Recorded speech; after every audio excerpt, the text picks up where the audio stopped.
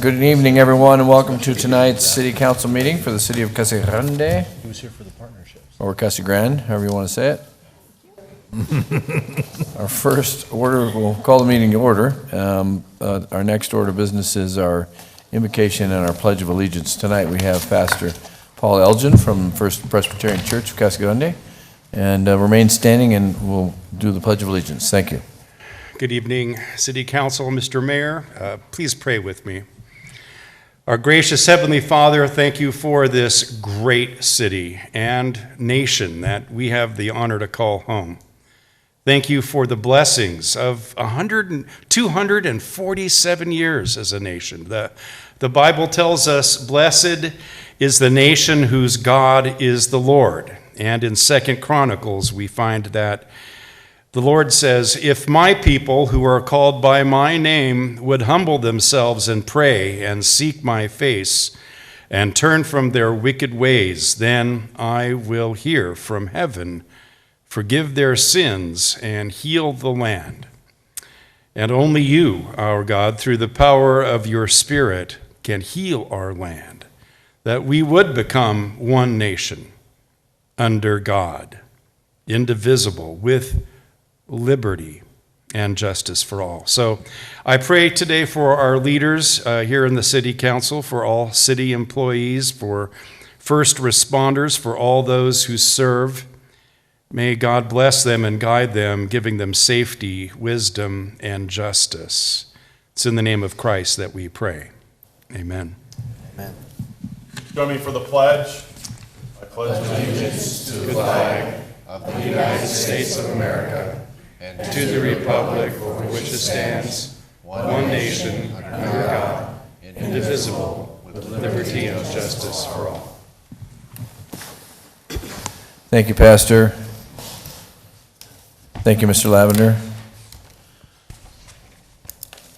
All right, next item is our roll call. We do have a couple absent, and I will say that they both, one is actually came home today from quadruple bypass surgery. So amazing that he had surgery on Friday and he's home.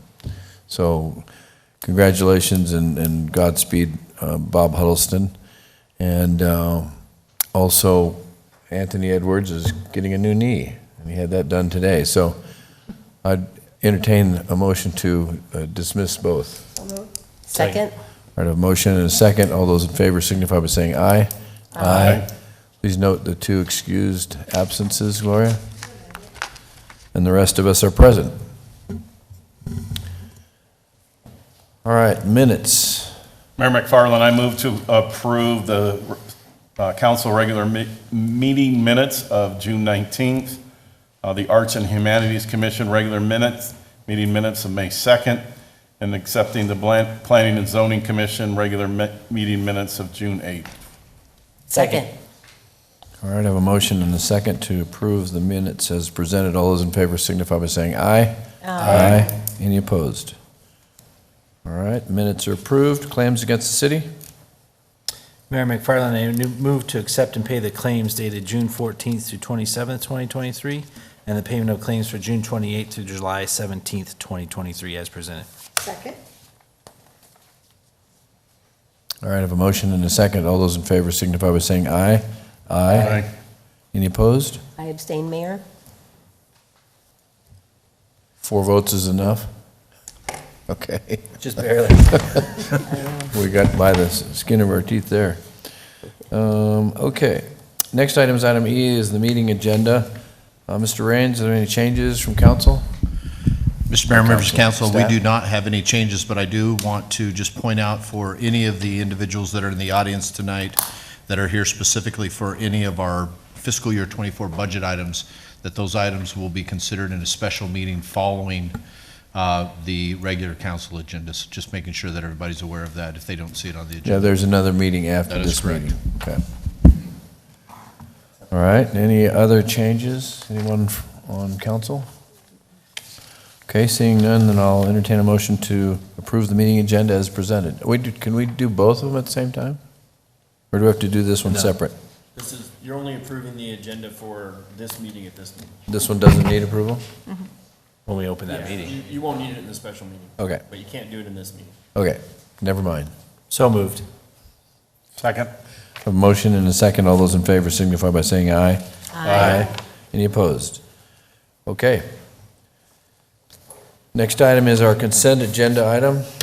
These are all listed with an asterisk and are considered routine matters and will be enacted by one, it's easy for me to say, enacted by one motion and one roll call vote of the council.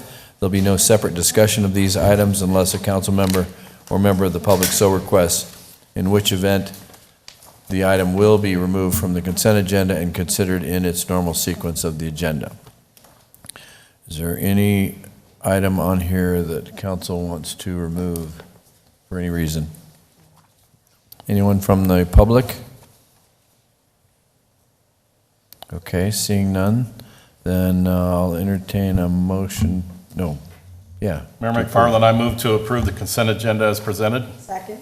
Motion and a second. Gloria, can I get a roll call vote, please? Councilmember McBride. Yes. Councilmember Fitzgibbons. Yes. Councilmember Herman. Yes. Mayor Pro Tem Lavender. Yes. Mayor McFarland. Yes.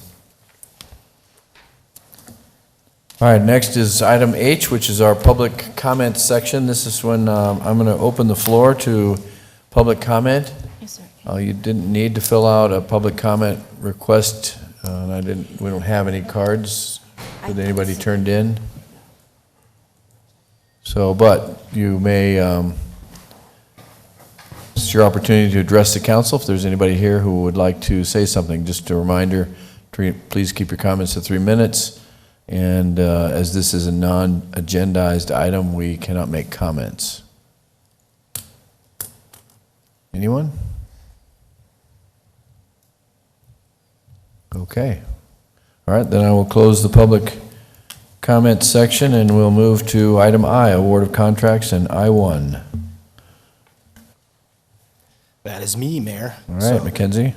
Good afternoon, Mr. Mayor, members of the council. Staff recommends that City Council approve this resolution and grant authorization for the acceptance of the agreement terms for the WIFA Clean Water State Revolving Fund Loan. So if you guys recall, back in February, late February, we brought before council the debt authorization for the WIFA loan, and as promised, we're bringing before you the actual WIFA loan for consideration tonight.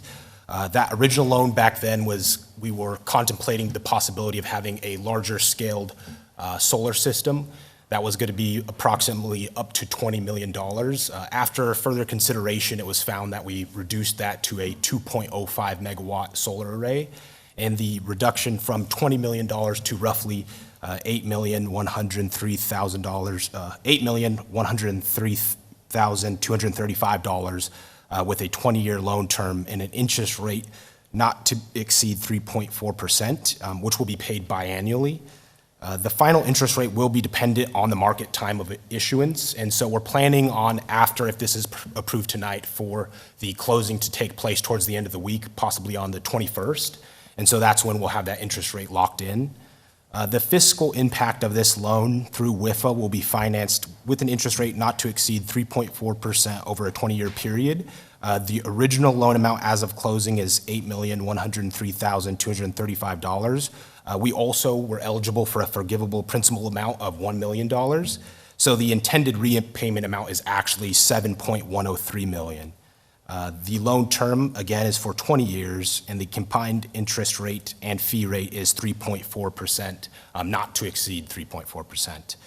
The total number of payment periods within the loan term is set at 40 because it's going to be biannually over 20 years.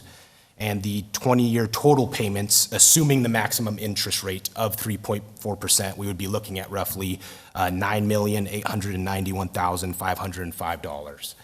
And I just wanted to clarify, too, that the loan is going to be financed through the revenues of the water reclamation system, which will be utilized to repay the loan. And then the savings that we recover through the reduction in energy consumption is what will be used to kind of repay the general fund.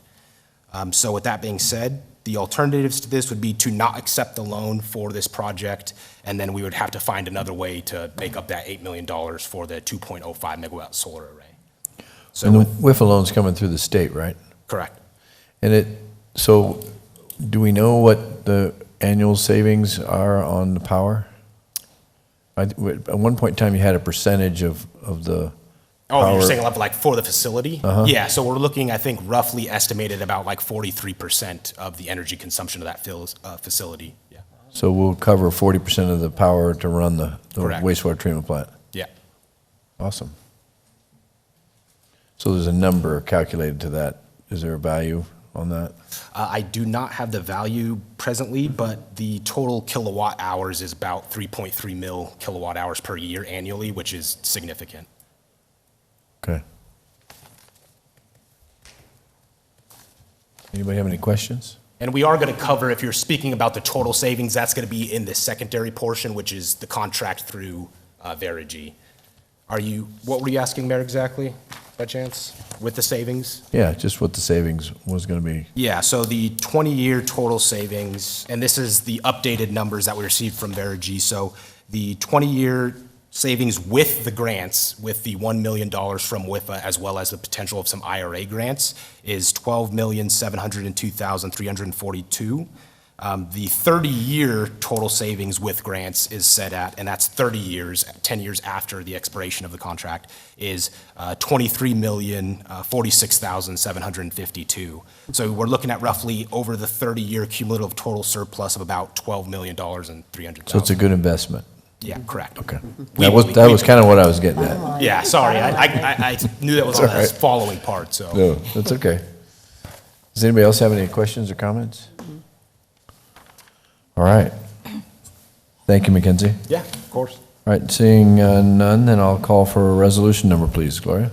Resolution number 5554, a resolution of the council of the city of Casa Grande, Pinal County, Arizona, authorizing the execution and delivery of a loan agreement by the mayor of the city, approving a loan from the Water Infrastructure Finance Authority of Arizona, authorizing the taking of all other actions necessary to the consummation of the transaction contemplated by this resolution and declaring an emergency.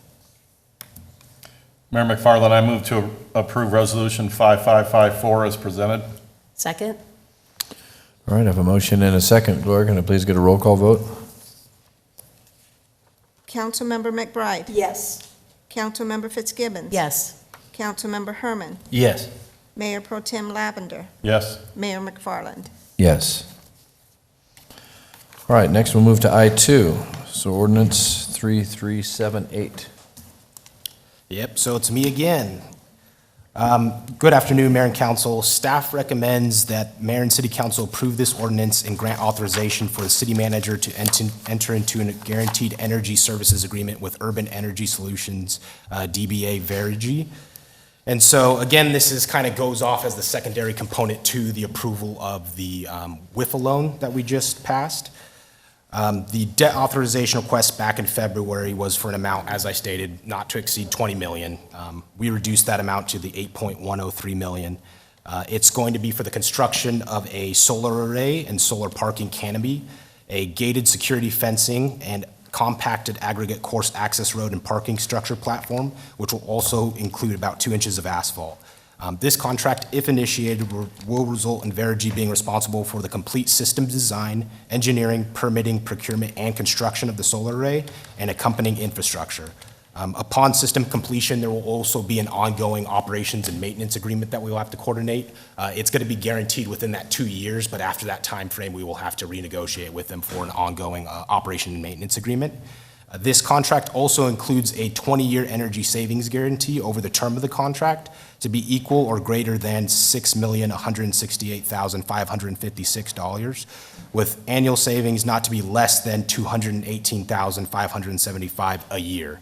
And so we do believe that based on this and the savings from the IRA grant and the return on the WIFA loan, the $1 million forgivable principal, that it's going to create a cost-neutral position for the city of Casa Grande. And as we found with some of our other solar structures, as you can see around the city with our parking structures here and at the public safety buildings, it's pretty common that the estimates of how much we're going to save is actually relatively conservative, and you usually save actually an excess amount that you're collecting, more than that 218,000. That's just the guaranteed amount that they're going to consider within the agreement.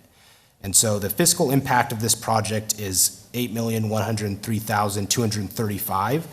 The project will be financed through WIFA as a loan with an interest rate not to exceed 3.4%. And then below is a breakdown of the fiscal impact over the course of the loan. The 20-year total payments, again, assuming that we don't pay down the loan and we're paying the full interest amount, is $9,891,505.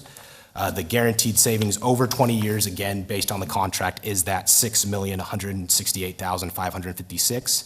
The estimated 30-year total cumulative savings is $23,046,752, and the 30-year cumulative surplus is $12,364,620. And if you're wondering why those numbers might differ from what's in the actual RCA, it's because we got updated numbers from Verigy when I met with them last week. So with that being said, as I stated, the city also expects that some of these grants may be available to help offset the project through the roughly $3.3 million in IRA funds and then the $1 million in forgivable principal. So we believe it's going to produce a cost-neutral approach for the city and probably save us more money than what's expected. So the kind of alternatives to this would be to reject the installation of the solar at the water reclamation facility or modify the scope of the project. And I also know that Dick and Ed are also here representing Verigy, so if you have any additional questions about the project, feel free to ask us. And if you recall back from the meeting in February when they presented it during the study session more about what the project was going to be about. So I'd be happy to answer any questions. Any questions? All right. Thank you, Mackenzie. Yep. All right, seeing no questions, then I will call for an ordinance number, please, Gloria. Ordinance number 3378, an ordinance of the council of the city of Casa Grande, Arizona, authorizing a guaranteed energy savings agreement with Urban Energy Solutions, LLC, DBA Verigy, LLC, and authorizing the execution of a contract. Mayor McFarland, I move to approve ordinance number 3378 as presented. Second. A motion and a second. Gloria, can I please get a roll call vote? Councilmember McBride. Yes. Councilmember Fitzgibbons. Yes. Councilmember Herman. Yes. Mayor Pro Tem Lavender. Yes. Mayor McFarland. Yes. All right, we'll move to item I3. This is ordinance number 3379. Kevin, is this one yours? Yes, sir. Thank you. Staff recommends that the mayor and city council authorize the city manager to enter into a construction manager at risk contract with Allison Mills Contracting LLC to construct the half roadway construction of Clayton Roads and Ethington Roads for a guaranteed maximum price not to exceed $7,499,435. We did go out for a solicitation for the CMAR contractor, had 3 submittals, and through our selection process, we chose Allison Mills as the contractor that we thought could perform the best for us. Since choosing them, they have been working without a contract with our design engineer to help us get the costs down below the budget amount so that we can complete this project. If you've been out into the industrial area, specifically on Ethington and Burris Roads, that area is under construction with a lot of projects, and you can definitely see the need for those roadway improvements. The city, with an agreement with the county, did go out and do pre-roadway improvements where we chip sealed those roads out there so that the contractors that are currently working on their facilities do have adequate access. This will just highlight the future roadway improvements, the half-road improvements on the north side of Clayton and the east side of Ethington. We did budget $7.5 million for this project in this year's budget, so with that, I'd be happy to answer any questions. Does that include the sidewalk improvements too? The sidewalk and street lights are going to be the responsibility of the developers in that area. So that was excluded from our contract. Okay. And they know that? Okay. We're going to wait, though, till the sewer line gets laid, aren't we, before we do this? There is a lot of coordination that needs to happen. As a matter of fact, we're still working on acquiring the right-of-way so that we can get in there and do the construction. We contemplated delaying this, but after talking with the contractor, they'd like to get this under contract. So timing is still up in the air, but we'll work with them to coordinate everything with water lines, sewer lines, and any other utility work that needs to be done out there. Because I know we've laid some sewer lines underneath common ground or right-of-way, but like sidewalk right-of-way. Yeah, we're not doing sewer lines on those specific roadways. The developers need to put sewer lines in, and they'll be coordinating with our contractor out Okay. there to make sure everything flows seamlessly. Okay, I'm sure you got it under control. I just was curious. Anybody else have any questions or comments? Lisa? Well, just know there's so much activity going out there, so it's exciting, and it's neat to see a local contractor Yeah. too. And so is someone here from Ellison Mills? I can't really, I don't believe Didn't no, say not anybody. here. But it's just, I'm happy to see that they submitted a competitive bid for you all to look at and evaluate, and obviously they have a great track record and are local, so I'm happy to see that, especially there's so much growth out there, and so it's exciting times for sure. Well, and just a note, in some of our previous solicitations, we've had, 7 to 10 groups submitting, and we only had 3 this time, so you can see that the market is really becoming more competitive, so we don't have as many people able to look at our projects, so we're fortunate to have the ones we do, and the 3 were all qualified, but Allison Mills definitely showed us through their submittals that they were the ones that we wanted to move forward with. Good. Thank you. Thank you, Kevin. Any other comments or questions? Council? All right, seeing none, I'll entertain an ordinance number, please, Gloria. Ordinance number 3379, an ordinance of the council of the city of Casa Grande, Arizona, accepting the proposal from Ellison Mills Construction LLC to provide construction manager at-risk services for the construction of the half roadway improvements for Clayton Road and Ethington Road, authorizing expenditure of public funds and authorizing the execution of a contract. Mayor Thanks. McFarland, I move approval of ordinance number 3379 as presented. Second? Sorry. All right, a motion and a second. Gloria, can I please get a roll call vote? Councilmember McBride. Yes. Councilmember Fitzgibbons. Yes. Councilmember Herman. Yes. Mayor Pro Tem Lavender. Yes. Mayor McFarland. Yes. All right, we'll move to item K. This is other ordinances and resolutions for council action. We'll start with item K1, consider approval of resolution number 5555. Good evening, council, or good evening, Mayor and Council. This is, what I'm going to present is the consolidated fees for FY 23-24. Since 2005, the council has annually adopted the consolidated fee and rate schedule that encompasses all departments and government functions. This schedule undergoes review and potential amendments by relevant departments during the project process. Although the fees and rate schedules operate outside the Casa Grande Municipal Code, is incorporated by the references. Before council considerations, the consolidated fees were posted on the city's website for more than 60 days in compliance with the Arizona Revised Statute of 9.499.15. A notice of intent regarding the consolidated fees was also posted to the city's website and social media platforms at least 15 days prior to the adoption of the FY 23-24 consolidated fee schedule. Fees and rate recommendations are determined based on the cost recovery targets and actual cost service provisions of the market comparison. All proposed adjustments aim to cover the cost providing the services while adhering to each program's cost recovery philosophy. Certain fees, such as dog licenses, are intentionally set low level to facilitate compliance, while others, like adult recreation fees, strive to recover 100% of the cost. Several departments and divisions, including community services, police, animal control, planning and development, wastewater, sanitation, and streets, have made adjustments to their fees. Additionally, a uniform photocopy fee has been standardized across all departments for the charge of services.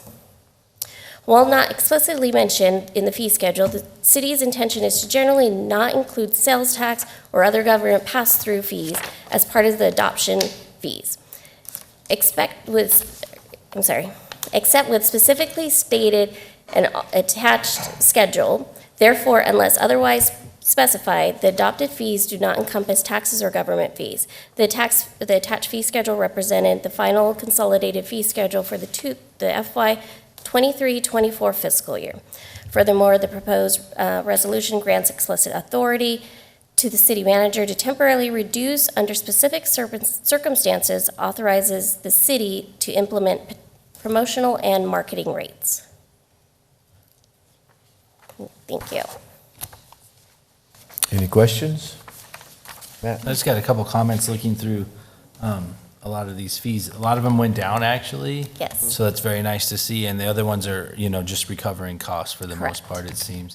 And I want to thank staff, and I know my fellow council members and I heard from some people, especially about food truck permits and stuff, and I want to thank you guys for streamlining that process and making sure that we got that included in there. So I saw that, and thank you. But yeah, looks pretty good, and again, most of them went down, so thank you. Any other comments or questions? All right. Thank you. Seeing no more comments, then I will call for a resolution number, please, Gloria. Resolution number 5555.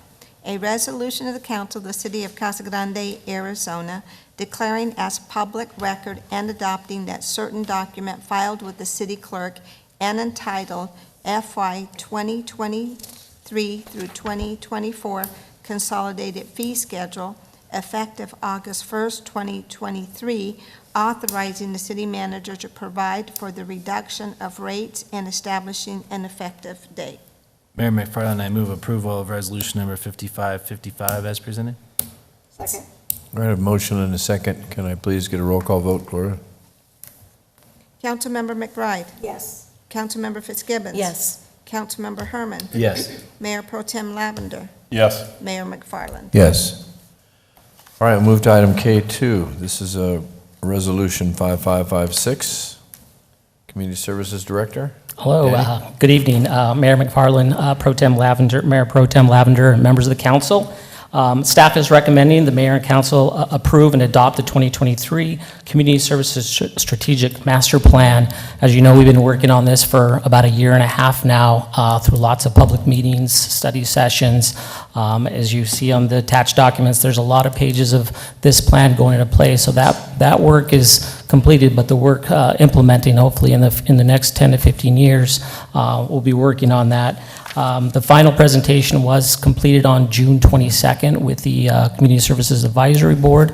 At that time, they did recommend that they forward this to the council for adoption. And no, this does not obligate the city to construct any of the items in here. It's just a plan at this point. I'd like to turn it over, and we've worked with Pros Consulting and Mike Schmetz for quite a while. We've talked many times and met many times, so I'd like to turn him over here because he has a couple of additions, some changes that has been implemented to this plan. Thank you, Daniel. Mayor, Council, thanks much for the opportunity to hopefully, sadly, maybe present to you the last time regarding this master plan.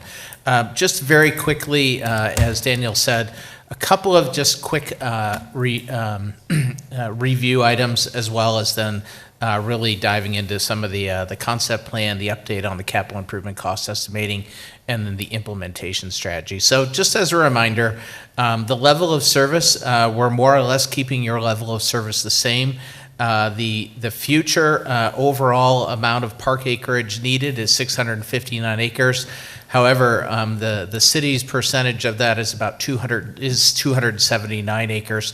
The reason being is that many of the neighborhood parks are going to be constructed through the ongoing development that occurs in your community.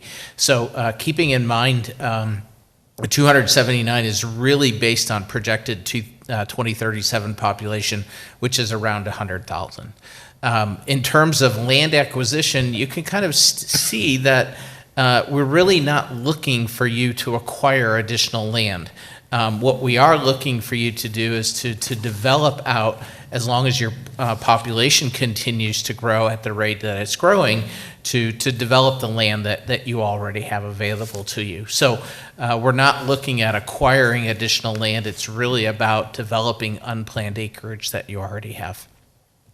Another major component of this was obviously the connectivity analysis. This ties back to the need for trails and connectivity in your community as expressed through the needs assessment phase. As we indicated many times, this is based on the existing trails plan that you have. What is shown here on the screen, again, is the priority trails from the existing plan. And then as Kimberly Horn went through and updated and basically said, how can we make your trails plan better? Where are there opportunities to create better connectivity? This in red here is kind of what you end up seeing in terms of improving and increasing connectivity. So again, this is just a quick snapshot and a reminder that this was a major task associated with the project. And again, it ties back to community need. So one of the things that we heard off of the conversations related to the connectivity analysis was this desire to really fully develop the Santa Cruz Wash linear park. And so why we're here in July and maybe not a couple of months ago is we were directed by city administration to conduct a concept plan or to do a concept plan for you to really make the Santa Cruz Wash a priority project in the master plan, as well as kind of create some visuals for you. So just a quick reminder, what you see and what you'll end up seeing is not what will happen. It's just what could happen. It gives you a representation of what is very possible in particular with this. So this is a very blocky way of kind of saying where is the Santa Cruz Wash, and as you can see in the bottom right corner, all of those dots kind of give you an indication of all the connectivity associated with the Santa Cruz Wash. This is what it looks like today for the most part. It is literally a wash in the desert and not developed at all. What we can do, though, is create a lot of different connectivity. So you have a western segment from North Thornton to North Treckle. You have an eastern segment then from North Treckle to Hennis Road. Then you end up with another connection between North Thornton to North Pinal Avenue. And then finally, North Pinal Avenue back to North Treckle, and then North Treckle to Pert. So there are a lot of different possibilities, and it was really important as we went through this project to really start to understand, to break this up into phases. It doesn't make sense to try and do it all at once. Again, it's a matter of just creating an improved connectivity. The difference between what I would call a trail and what you call a linear park is really simply a matter of a trail is a trail, but a linear park has different activity nodes along it. It has different trailheads. It has restrooms. It could have exercise stations. It certainly is much more beautified than a typical trail. So when you think about the cost of doing this, obviously it's much more expensive than just putting, DG out there and creating a trail or even paving it over. These are some of the examples of what a linear park really could look like in the future. As noted, it feels and looks very different than just a trail system. It has a lot of activity along it. It's very much beautified. It could have public art, restrooms, and different activity nodes along the way. So again, just an understanding that this is something that was an addition last minute that we wanted to incorporate, based on your expressed desire to make Santa Cruz Wash Linear Park a priority project going forward. So the cost estimating for capital improvements, obviously by doing this concept plan, it has increased the cost estimates because we really start to understand what this looks like. So again, this is 15 plus years out. Granted, yes, it's 300 million, but I'll bring you back. Only the next 5 years is about 9% of this grand total. And what does that look like? So it's really about 27 million over the next 5 years. I know that's still a lot of money, but again, the vast majority of it is in two buckets. One is the expansion of your trail system, which is reflective and responsive of your community's desire and needs. And number two is parks, which is really about reinvesting in your park system. It's not about expanding it right now. It's about taking care of what you already have. Again, was another priority associated with your community needs assessment and their desires coming out of this plan. So we've really tried to be responsive to you all. We've tried to be responsive to the community and say, if we're going to create a robust cost estimating plan for capital improvements, where are you going to put the money? And again, it's reflective of your community's values. So strategic implementation, 6 really quick bullet points. Level of service provision. Again, this is just about continuing to maintain your current level of service of park acres per population. This is, again, going to be very much driven by development agreements, potentially with school district partnerships. But again, it's really predicated on growth. If growth slows, park development slows. If growth speeds up, park development will speed up, and the need for it will speed up. Trails, obviously establishing connectivity, parkland improvements. Basically, as you improve your park system, use the community survey to guide the elements that are in your park system, as well as the level of service associated with it. Recreation programming, this is one of those things that it evolves. It needs to continue to evolve.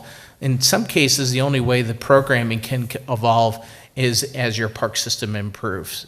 People are not going to expect high-quality programs in spaces and places that aren't designed for them, and/or spaces and places that aren't taken care of. Operations, it really needs to grow the staff as the park and recreation system expands. Otherwise, you'll just simply get to a point where you have a rubber band, you pull it as far as you possibly can, and you know what happens if you pull it a little bit further. It'll just break. So you want to make sure you have some flexibility and grow the park's staff as the system expands. And then, of course, the funding of it all. Adequate funding to support improvements. Again, key drivers, take care of what you already have. Reinvest in your existing system. Build out your trail system. Really make a robust effort to take that trails master plan, the connectivity analysis of Santa Cruz Wash, and make that a priority going forward. So at this point, I'll take any questions, concerns, comments, suggestions you may have. Yes, sir. Can you go back to the slide, please, on the 1 to 5 year plan? So as I understand this slide, we want to spend $14 million on upgrading and new trails, am I correct? Correct. And $8 million on existing parks that are already there, correct? Correct. It's about life cycle replacement of amenities. So this past year, we had to turn away 10 T-ball teams, and I don't see addressing that at all in any of these plans. Is that accurate? No, that is accurate over the next 5 years, but I think one of the things that we really are going to pull back on is not about, it's probably easier to work through a partnership with your ISD to improve or work through partnerships associated with their athletic fields as opposed to you building new ones. So we feel like the park acreage as well as the amenities such as athletic fields are really tied to right now in the short term your ability to leverage partnerships with existing facilities associated with taxpayer-funded school district fields. Which would require a partnership to install lights and things like that, so they were usable for these leagues, correct? Correct. That is not something, again, I think this did come up at the last time. This is not something that was a part of our scope to evaluate, was evaluating school fields and so on and so forth as part of your inventory. It's certainly something that we could do, but it was not a part of the scope, and so we did not dive into that very level of specificity in terms of what those improvements could be and then what those costs associated with it would be. Yeah, and I think there's some opportunities to work with, like the elementary school, there's some fields Yes, that are and available. The opportunities are there, absolutely, if we can get together and do them. It just, Right. ma- I mean, ma- as I look at this, I hear trails are our priority, not that. Maybe I'm misreading this. Trails absolutely are your number one priority across your community. in That's out almost of every the age group. out of the surveys that you completed, right? Correct. Yeah. Yeah, Mayor Pro Tem Lavender, we have actually met with the school district, the elementary school district, so we actually are working on the fields over by Middle School over there, those fields that don't have lights now, but we've met with the facilities person there, so we have some plans in place, and we've already spoken to Little League about using those fields, at least on Saturdays in the short term, until we can get some lights there. Now, that would just be T-ball and coach pitch fields there, there's 4 of them there, though. We met there with our facilities superintendent, or park superintendent, Mike Edwards, who is we figured out a way that we can do that during the season at least, to help with the T-ball teams during the Little League seasons. So we have met with everybody involved, and we believe we can do it. We just do have to come up with the agreement itself on making that happen, so. Thank you. Anybody else have any other questions or comments? I do have one, Larry. Will we get a copy of this? A hard copy? It'll likely be an electronic copy, Mr. Mayor, but we can get it to you, yes. Okay. The final approved copy? Yes. Okay. All right. Thank you very much. You're very welcome. Thank you, Mayor and Council. All right, then I'll call for a resolution number, please, Gloria.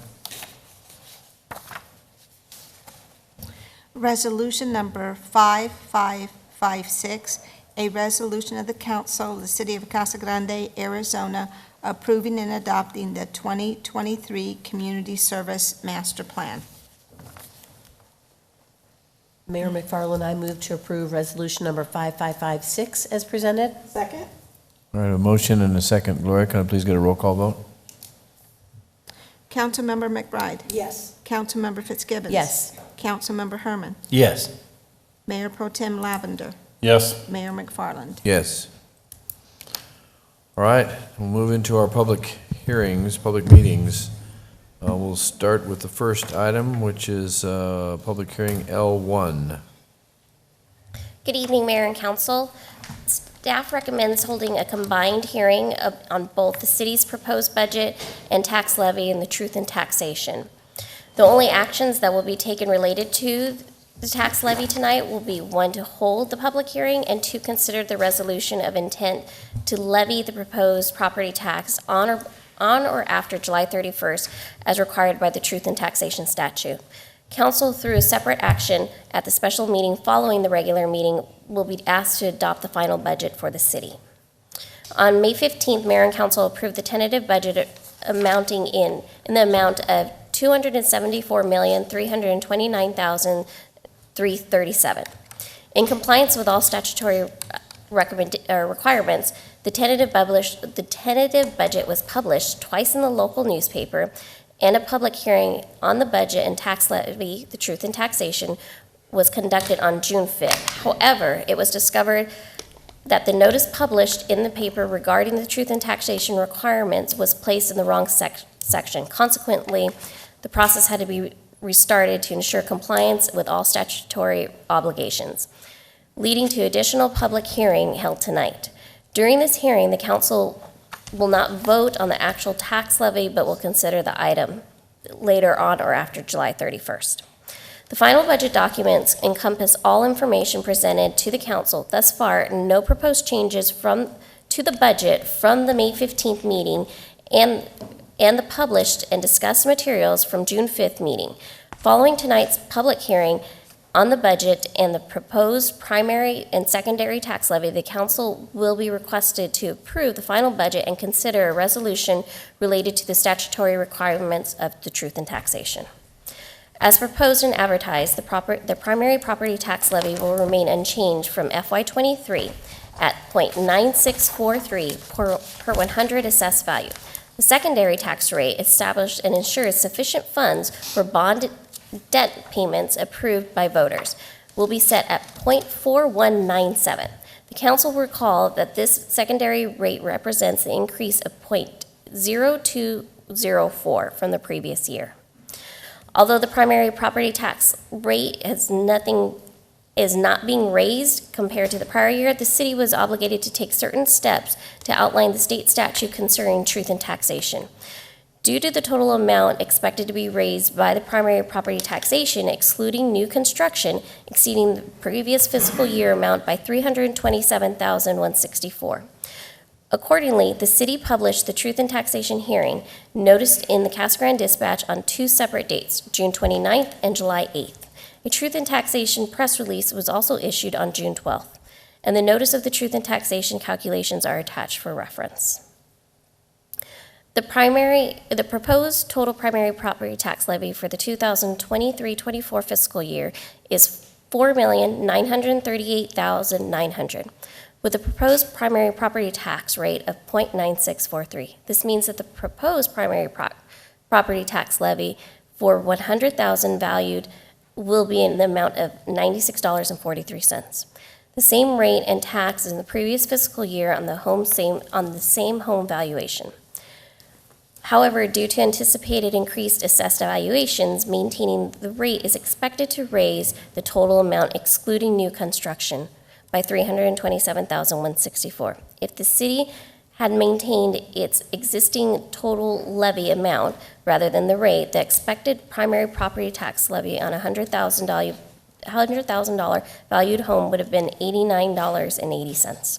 This represents $6.63 increased on the home value that is resulting in the net percentage of 7.39.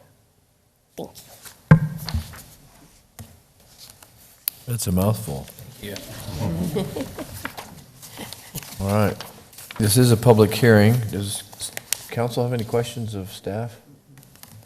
All right, since this is a public hearing, we'll open the hearing to the public. This is on item L1. Is there anybody here from the public who would like to address the council on this item? Okay, seeing none, then I'll close the public hearing and I will call for a resolution. Please, Gloria.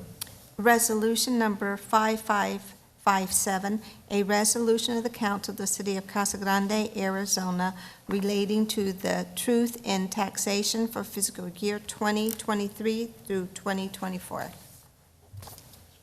Mayor McFarland, I move approval of resolution number 5557 as presented. Second. All right, I have a motion and a second. Gloria, can I please get a roll call vote on item L1? Councilmember McBride. Yes. Councilmember Fitzgibbons. Yes. Councilmember Herman. Yes. Mayor Pro Tem Lavender. Yes. Mayor McFarland. Yes. All right, we'll move to item L2, another public hearing. This is on resolution 5273.22.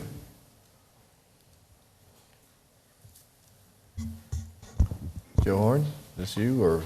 This is me. All right. Good evening, Mayor, Council. Staff is requesting a minor amendment to the Casa Grande 2030 General Plan to change the roadway classification for Thornton Road from a minor arterial to a major collector for those portions of said roadway north of Courtson Road and south of McCartney Road. You can see the map in our general plan. This is the section that we're speaking of, highlighted in the center of your screen. We'll get a little more detail in it here. You can see it runs from Courtson up to McCartney. And again, further detail, you see it terminates at Dave White Golf Course, north of Courtson. It also terminates into the Greens neighborhood south of Rodeo.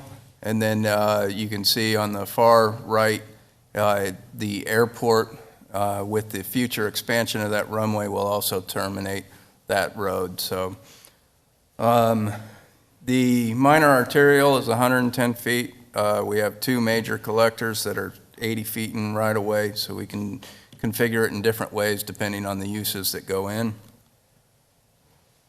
In regards to the overview and review criteria, the amendment is to ensure that the city is coordinating the transportation network to meet the projected traffic volumes associated with any existing and proposed development in the area. It's also good practice to ensure we are not under or over designing or constructing the transportation network. The reasons for this request is, one is carrying capacity. Staff finds that the carrying capacity of a major collector is adequate to handle the anticipated traffic volumes in this area.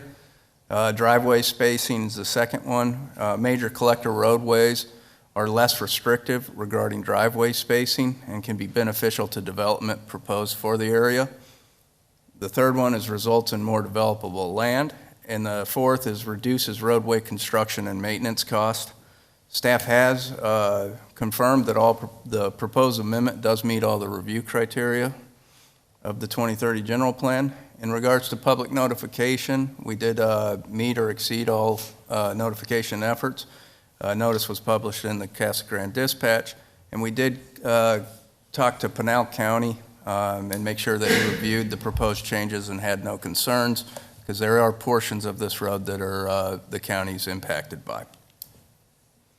In conclusion, Planning Commission on a 5-0 vote recommend the City Council approve the minor general plan amendment to reclassify Thornton Road from Cortson Road to McCartney Road from a minor arterial to a major collector. Can I answer any questions? Any questions? All right, this is a public hearing, so I will open item L2 to the public at this point in time. Is there anyone here who would like to comment on this item? It is item number 5273.22. Okay, seeing nobody jump up, then I'm going to close the public hearing and I'll call for a resolution, please. Gloria.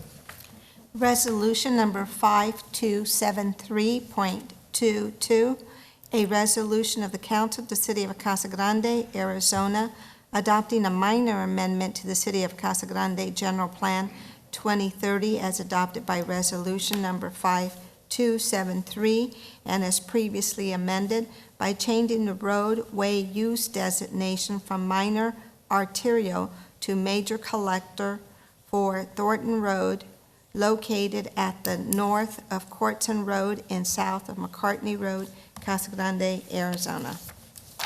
Mayor McFarland, I move to approve resolution number 5273.22 as presented. Second. We're going to have a motion and a second. Gloria, can I please get a roll call vote? Councilmember McBride. Yes. Councilmember Fitzgibbons. Yes. Councilmember Herman. Yes. Mayor Pro Tem Lavender. Yes. Mayor McFarland. Yes. All right, next on the agenda is item L3, another public hearing. This is to consider ordinance number 1178.191.3. Thank you, Mayor.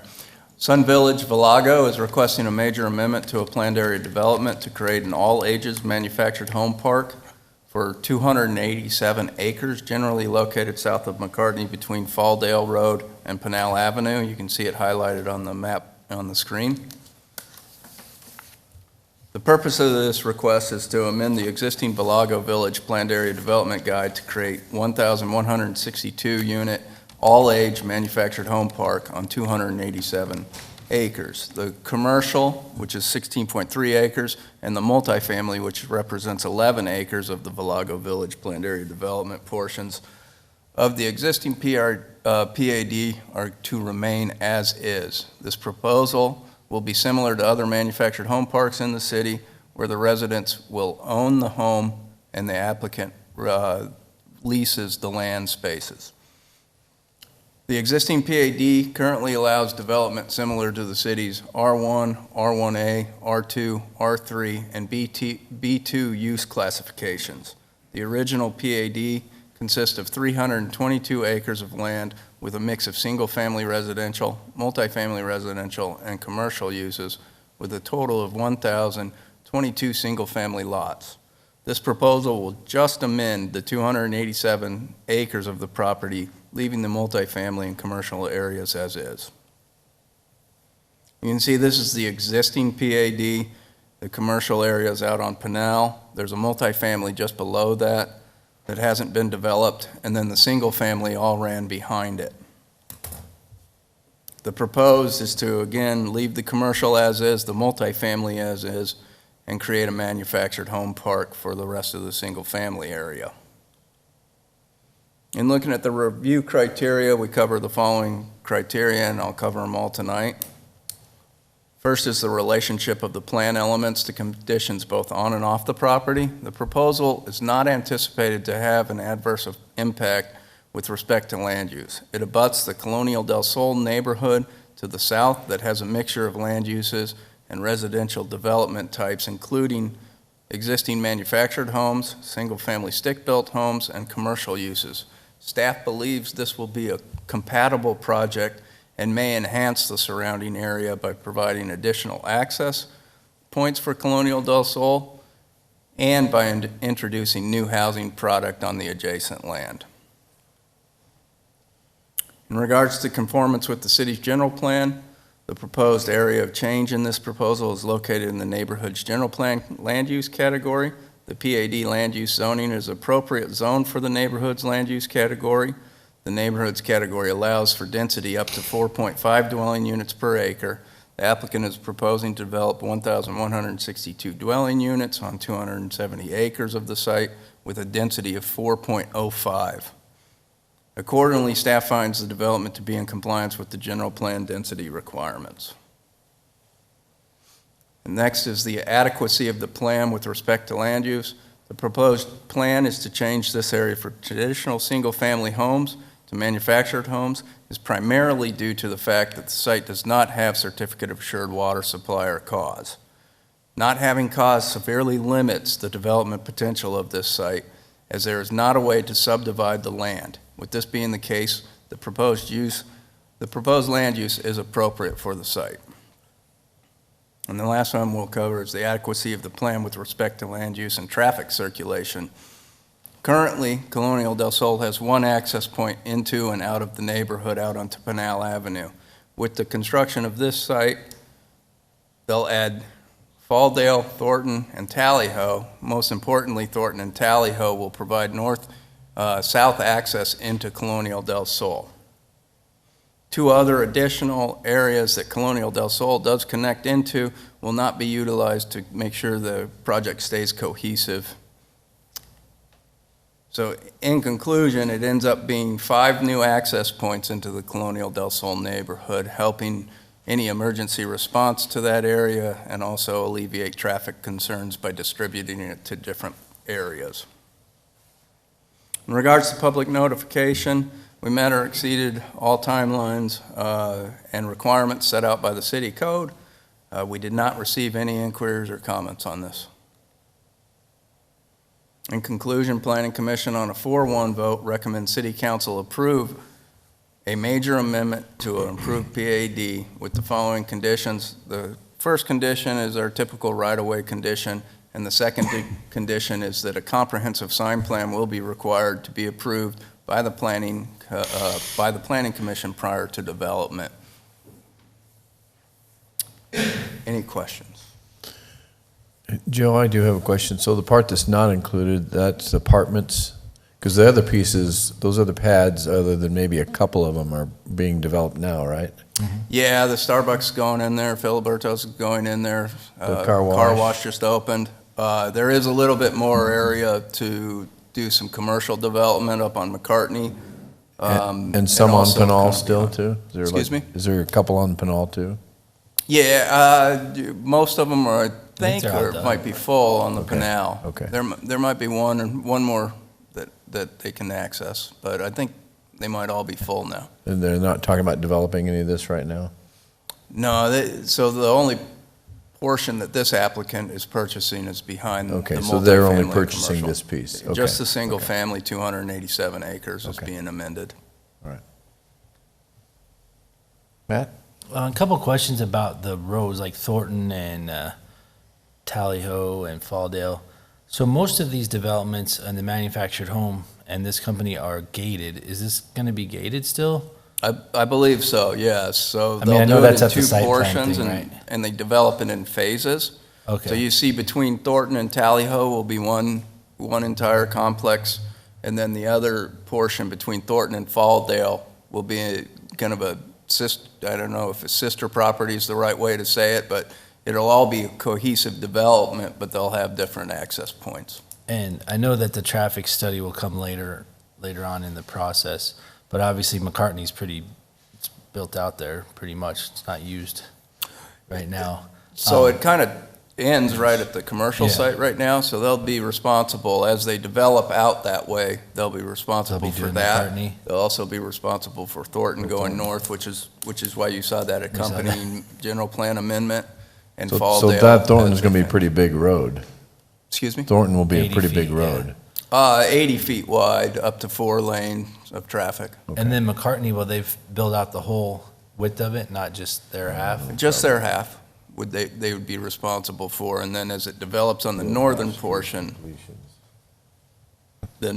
whoever develops the north portion would be responsible for the second. But the north portion, I think, is a state trust land, isn't it? It is, but to clarify, they Which would means have they to won't build develop anything. enough to provide two-way traffic. Right. That was my point, yes. Mm-hmm. It won't be fully developed.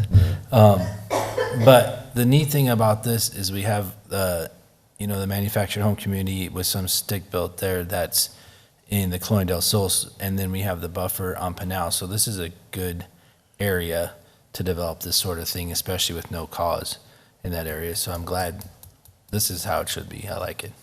And they run pretty nice developments. I know in town they have a couple others. Correct. So, Plum Creek to Yep. be one of them. so this is a good place for it. And then there'll be design, when they move to P and Z, there'll be some design standards that they'll bring forward. Yeah, they'll go through a major site plan process. Okay. There's, some of the design was provided, and samples were provided in the PAD document that was in the RCA. So there are examples of what kind of homes there will be out there. Did they but, include any ground set comments or anything like that? I'm not 100% sure. They do have a representative here tonight that might be able to answer that. So. That was my question. Yeah. Is there a representative here? Can they answer? Yes. Come on. Presentation, but to answer your question directly, yes, we're okay with ground set. Okay. Okay with, or does that include? Excuse Not me? being ground set. We'll have to do that at the site plan, right? Okay. And then You heard him, Joe. You heard Okay, him. I got it. It'll be in the minutes. Okay, all right, good. One other comment, Mayor, is that I get a lot of questions about people on this side of town asking about more amenities, more businesses, more services on that side. And this is a way to do it by having more population in that area. That's going to bring those businesses there to have more restaurants, more activities, more services in that area. So this is another benefit to having this on the north side of town. Okay. Any other comments from council? Yeah, Lisa? Well, I mean, I'm just torn a little bit, and it probably doesn't surprise many of you, because I know the project up the street here, I had some concerns, but I do appreciate how they're keeping the mixed use as far as over here on Pinal, so there is a buffer there. This is such a massive manufactured home development, so my concern is what we've talked about in the past, as far as where are we going? I mean, is this what we want to be known for? Is this what we want? I understand the location of this development. I do appreciate how it was designed and everything, but I want to know if this is, and of course I understand our issue with the cause, the certificates, and that's why we have to go towards projects like this. I totally understand the need for housing, everything, but what I want to know it more is what are we as a city, what is our vision?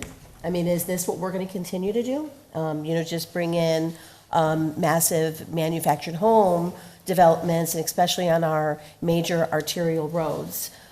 So, again, I think this project compared to the one up the street on Hopi, that's a little bit different because that was city property, and we could have kind of done what we wanted with that land, and so I had some issues with that. I, of course, had, several issues, but I think this one is a little bit more compatible, but I really want to see, and I've talked to Larry about this, what are we going to do? Are we going to just continue to just open the floodgates and say, okay, this is all we can do because we don't have certificates?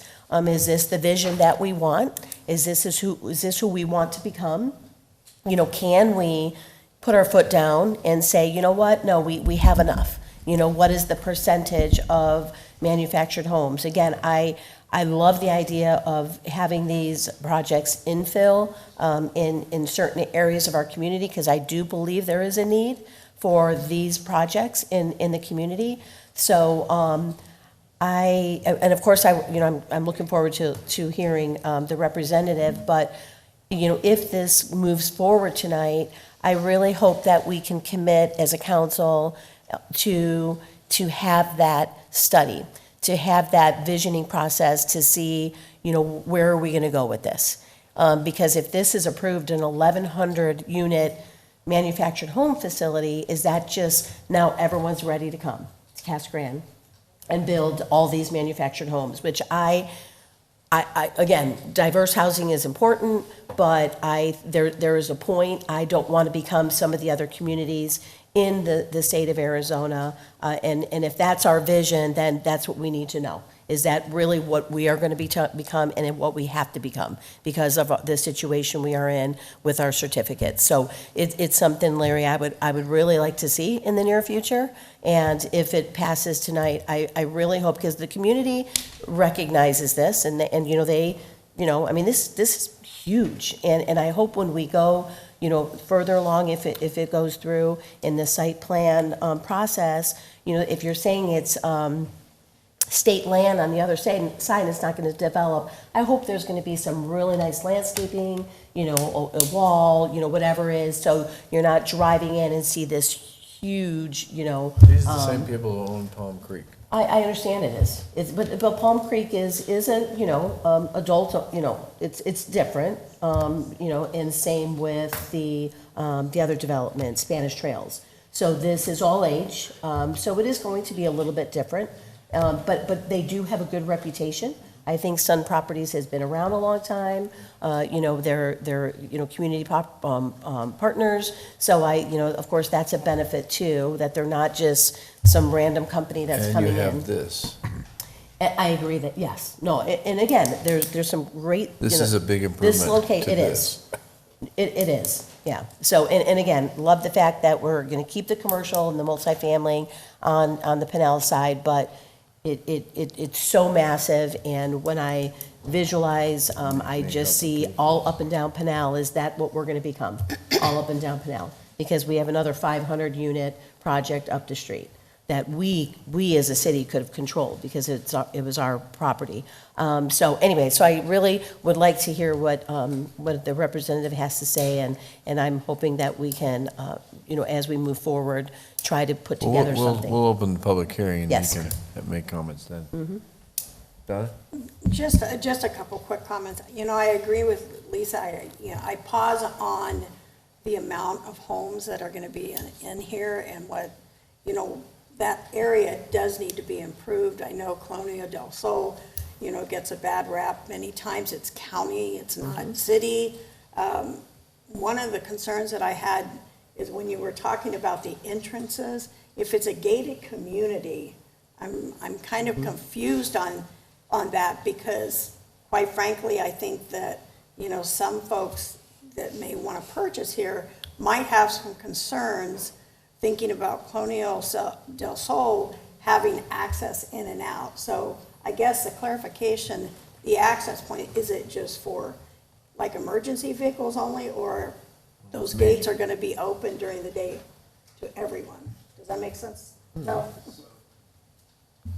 Yeah, it does. But you can see on the map here, like so the access points are Pinal Avenue, and then you'll have one at Tally Ho. There's you can see Tally Ho Drive goes through Colonial del Sol, and then will continue north. The project will be on its west side, and then you'll see Thornton. So in between Tally Ho and Thornton, there will be one portion of the project that will be walled and landscaped and gated.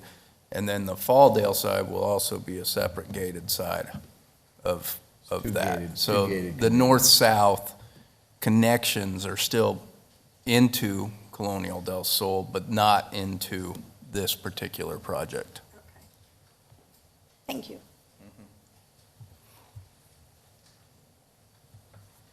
I want to say one more thing. Go ahead.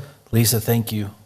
And I do agree with what you said, is I'd like to see a breakdown of the mix of housing. But like you said, I think, and I was getting at, is this is a much better place than some other ones that we've seen. And it's got that buffer against Pinal. So I would like to see that as well, because that is something that we've talked about with our planning department, is having that mix of housing and make sure we're staying with that, because we don't want to turn into one of those communities that, like we see on the east side of, the valley, which is a lot of mobile homes, so manufactured homes, excuse me. So, thank you. Well, and I think the point here too on this development versus even some of the other manufactured homes is that the people own the lots. And so, a large percentage of that investment is the land, where these is not. So they're buying the home at a great value, but then they're actually renting on an ongoing basis. So, who's to say that rent isn't going to continue, to raise throughout the years, and when will it, it's attainable, not affordable housing, it's attainable now, but, it's really up to the owner, on what that lease is going to be. So that concerns me too. But, of course, I understand why, they're doing it. So, and there's definitely a need. There's people that are gonna, this is gonna be their home, and one way they can purchase something, but then they're still leasing the land, and what is the cost to pick up and move that if someone wants to move it? And I would love for Justin, I think his name's Justin, to explain that, if someone did sell one of these, what happens, if they wanted to take it? What is the cost for someone to move this home that they bought somewhere else? So. Yeah, but I also would tell you that I think actually the home value, the home cost is actually greater than the land. The land is the cheaper part of this. Well, because it's a small piece of land, yeah. Correct. Right. So, and if it's done right, if it's ground set, they're probably not going to go anywhere. Mm-hmm. They're not going to move them. These are not our grandparents' mobile home RVs that have wheels still on them. Okay. If they're ground set, they're on a foundation. They are built with 2x6 construction. Mm-hmm. They're as good as a stick-built home, and their quality is as good as some of the homes that we're building here in Casa Grande that are single-family homes. So I would recommend that if you really want to see how these homes are manufactured and what they're made out of and how they're made, that you could go up to Champion Homes up in Chandler and go take a tour of their facility. They make them right up in South Chandler. And since 1976, the manufactured homes have been required to be built at HUD standards. And HUD standards are the same standards that a stick-built house is built. So these are not Apache Junction RV parks, okay? That's not what this is. And there's a stigma to it. And I think you're stuck on the stigma. It's just my comment. I'm not stuck on this stigma. I think if it was such a, appealing, product, why aren't they everywhere? I mean, why aren't they in all the cities and everyone, putting them? I mean, obviously we have to because of our situation with the certificates of assured water, but, and again, it's a product, it's great, it is. And it's diversifying our housing products, I get that, but there is a difference. I mean, there is. I mean, it's I think they said the average is $140,000, $150,000 for a home. So there's obviously you're getting what you pay for, too, so, anyway. Okay. And I think the property is about 600 a month, is what the. Five to For the six. lease? Something like that. I think they did Yeah, say it's the 5 to average 6. 600, You can ask. Yeah, Yeah. well, right. if I have him come up now, does he have more time? Yeah, you certainly have the option to do that, to ask the applicant to come up Okay. prior to opening the public hearing for the Okay, other well, let's do that to allow a little more time for him to speak. Otherwise, I have to keep you to 3 minutes. Don't take much more than that, though. I'll try not to. Okay. Sweet, thank you so much. Peter Furlow, 7144 East Stetson Drive, on behalf of the applicant.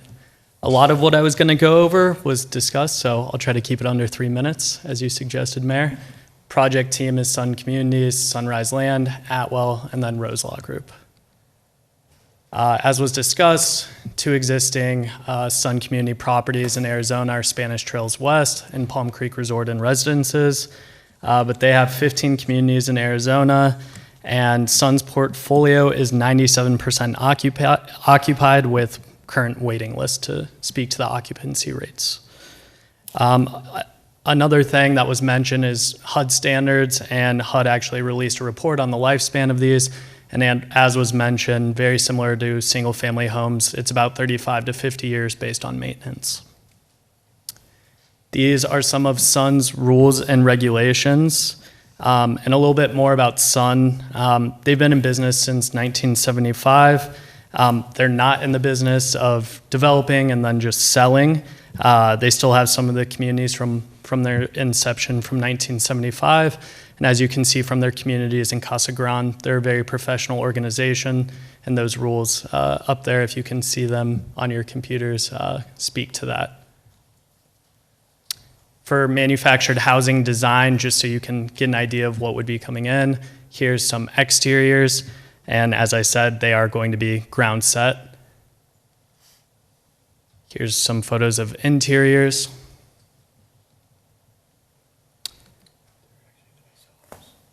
This is the proposed site plan. As was mentioned by Councilmember Herman, retail, commercial usually follows rooftops, so we really do believe this is the perfect location for this site. It kind of masks the Colonia del Sol to the south, activates it a bit, and then increases residents in the north end of town. And then again, we're leaving that east portion, which I guess according to Joe's presentation was 27. I guess my math was off by 11, but that's why I'm an attorney, not a mathematician, so sorry about that. For the phasing plan, it's in 6 phases, going from east to west. And I know Councilmember McBride, you had a question about how it's going to be accessed. And so if you think about it, it's going to be walled off. There's going to be a 6-foot wall, and it's basically east is one, and then west is the other side with Thornton right down the center, kind of cutting it off. So none of it's going to go interior to the project. It's going to be on either side of those walled-in areas. And again, this also speaks to, if you see the lot count in each phase, I know it sounds like a large number, but each phase takes some time, and there's about 190 units being added per phase, so it is going to be implemented gradually, and we're going to be, updating those streets as we go along and in accordance with the plan. For project economics, as spoken to, site rent is around that 600 number. The total monthly payment is about $1,000 less than a traditional single-family home, and $25,000 is saved at closing. This is workforce and attainable housing, so one of the main comments when people are surveyed about what they like most about living in MH communities, it's found that affordability is one of the larger reasons. And if you have any questions about how that breaks down, feel free to ask.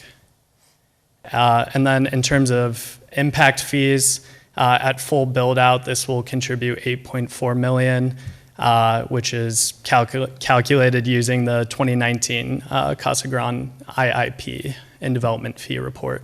And then that chart shows how that's broken down.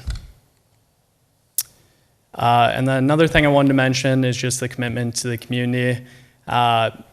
It's not forced, but it's something that we've seen in a lot of the communities here in Arizona, especially here locally. Palm Creek, as you see, they ran a charity for Alliance Cancer. So, I mean, there is an investment back into the community outside of just the developer with the impact fees. There's actually residents caring about, the surrounding area.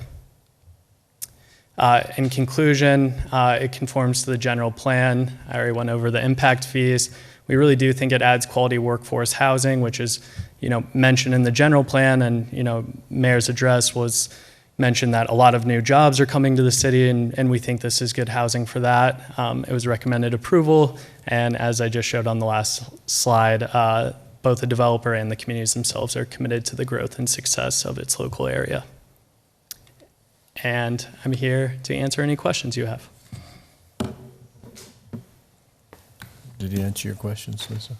Yeah, and actually, I talked to him a little bit too, and I appreciate you, and I'm sorry I got your name wrong. Sorry, I don't know why I was thinking Justin, but. Justin works, it's fine.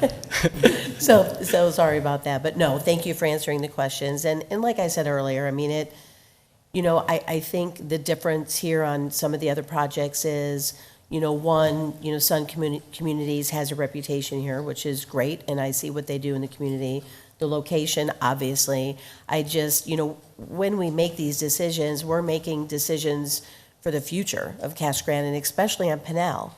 It's such a, this road brings so much into our community, going into our industrial area and everything. So when we make these decisions, we're making them long-term, and so it's just so massive. So that is my concern, but I understand, when we talked about, the conformance with the general plan, and, and this is not, city property, it's private, if this is what you want to develop on it, I get it. But again, we're making decisions of, where we want to see our community in 20, 30 years. So, those were all my concerns as I expressed to you earlier. Understood. But thank you. I appreciate your Thank you. follow-up. Do you have any statistics or anything about the number of families like under 55? Because that's one thing that I've been, people have talked to me about, is they're excited to have a community that's not just, 55 plus. So I know you guys have other communities throughout the state and throughout the United States. Do you have any idea about what the breakdown of that would be? And then also, is it like up to 3 bedrooms or 4 bedrooms on these homes? Hi, I'm Nikki Jeffries. I'm with Sunrise Land Group. I just thought I'd help Peter with that question. I think you're asking about the percentage of 55 and over versus all age in our all age communities. It's usually between 25 and 30% are 55 and over, and then 65 to 70% would be families or under 55. And then we offer, for the bedrooms you were asking about, we offer multiple different floor plans. We'll have 2, 3, and 4 bedroom options. Okay. Thank you. Yep. Any other questions before I open the public hearing? Is there a maximum number of people that can reside in that home? So yeah, I know Peter went over, showed quickly the rules and regs. When they sign a lease with Sun, they'll have to list how many people are in the home, and there will be a maximum based on the size of the home, and Right. and the residents will be listed, and Right. it will not be a free-for-all or anything like that. Right. Will be a college dorm? Correct. I do have a quick question, since she brought that up. Lisa had mentioned, I think, about if somebody wanted to just up and move that. I think that because the property is owned by somebody else, is that first refusal for them to buy back that home? Yeah. They can sell just like a traditional single-family home. Sun offers the ability to use one of their realtors because they know the housing product, but you're free to sell it just like your own traditional single-family home. Thank you. I have one more, sorry. And I know you outlined here what the monthly payment, as far as financing, because this is a little bit different than a regular single-family home, is it harder for someone to qualify, and do they have to put a larger down payment because of this type of program or house or whatever? Is it a little bit, is it different? I can't answer about the difficulty of financing, but I know that it comes out to being $25,000 less in down payments. So to answer that portion of the question, it's not like they get penalized on the down payment for the It's type of actually home. always a smaller down payment because it's a smaller chunk of a loan. Since Right. you're getting a $150,000 house, the down payment is a lot less. So there's less barrier to entry, so instead of having to come up with $30,000, you can come up with $10,000, so it's usually quite a bit less as far as a down payment. Financing is typically a little bit different than a conventional mortgage because it doesn't have the land property. attached to Right. it, but it's a loan with a down payment in a similar way. It's just not a mortgage in the Right. traditional sense. It's like a loan on a car, personal Right. property. But I thought when we talked about this last time, there was a difference, because Yeah, they have to there have is. better, I think it's a better little- credit it's a little- to qualify. Well, it's a little more expensive. Yeah. The loan percentage is a Right. little higher because it's a personal property item. Right. It's not a home. mortgage. It's not a Right. traditional mortgage. So, okay, any other questions? No. Okay, thank you. Thank you. Thank you both. All right, this is a public hearing, so I'm going to open the public hearing.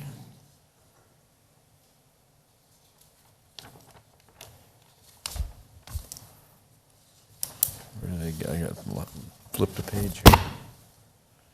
This is a public hearing on ordinance number 1178.191.3. So I'll open the public hearing. Is there anybody here who is here to speak on this matter?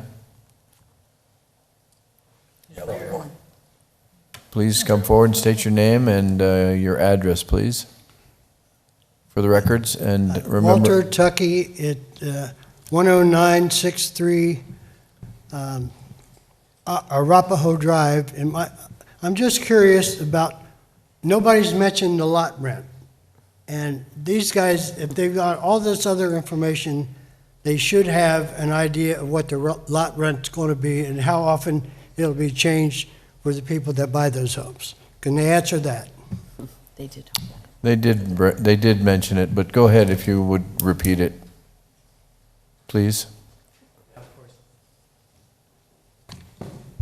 The lot rent will be around high end of the 500 range to low 600. And then is the cost of living increases normal kind of?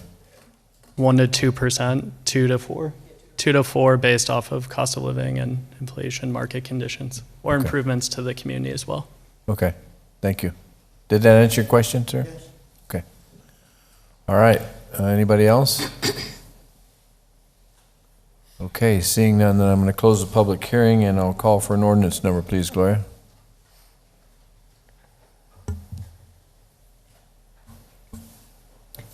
Ordinance number 1178.191.3. An ordinance of the Council of the City of Casa Grande, Arizona, approving a major amendment to the Valago Village PAD adopted for property generally located south of McCartney Road between Fidel Road and Pinell Avenue, Casa Grande, Arizona, to allow for a manufactured home community to be known as Copper Canyon. Thank you. And Mayor, if I could, prior to this, just as we get into the ordinance section, we normally have 7 members, and so we always need 4 votes, but just a reminder as our charter, we always need 4 votes to pass any ordinance regardless of how many members we have present. Okay, thank you. Mr. Mayor, if I can as well, just briefly address some of the comments that a few of the council have raised this evening related to development that is actually transpiring in these areas that do not have a certificate. And I quite frankly believe that there's a number of elements that are driving the desire, but most of that is being driven by the fact that without a cause, you're essentially, as a city, we're going to likely see developments of this nature or build to rent, maybe some multifamily that would go into a larger parcel of land. And so two things. Number one, we are working on a housing study that ultimately will talk about and outline the balance that I think I'm hearing the council talk about this evening of single-family home to manufacturing to other types of leased options, if you will. I think it's important to note that each city has the ability to kind of navigate that percentage. You'll see some that are very well balanced across the board. You'll see some that ultimately aren't as balanced simply because of a philosophy or a policy, which brings me to the comment related to Councilwoman Fitzgibbons, related to the vision of the council. I think it's appropriate for me to say that staff will begin to work on a study session topic, likely that we'll bring up as quickly as we can before the mayor and council, to begin to have some dialogue, to get some more specific information from the council. Obviously, the council has the ability to take action on zoning, which most of these items are going to require. And so that you have the authority to do that. But essentially, we want to try to prepare the mayor and council with as much information as we possibly can. Ironically enough, practically everything that I've heard this evening is all true, right? We're looking for attainable housing. We're looking for some affordable housing. We ultimately are trying to maintain a housing demand based on the industrial and economic growth that we have. So everything that we're talking about is reality. But I do think the major component that we as a city don't have as much control of that we once did, it has to do with the certificates and where we find ourselves there. And I know that that's a separate topic in itself. But, and we try to keep the mayor and council apprised of what we're attempting to do to try to solve that issue in a partnership with Arizona Water. But I see that being a situation that likely will not be addressed for the next couple of years, certainly. It'll be something that's going to be more long-term. There are still roughly 20,000 certificates that are within our City of Casa Grande Incorporated limits. But as many of you know, those particular development areas that hold those certificates are kind of spread throughout the community, and many of them are not accessible to the infrastructure, which is going to drive some level of development that's closer to infrastructure and require these types of decisions. Okay.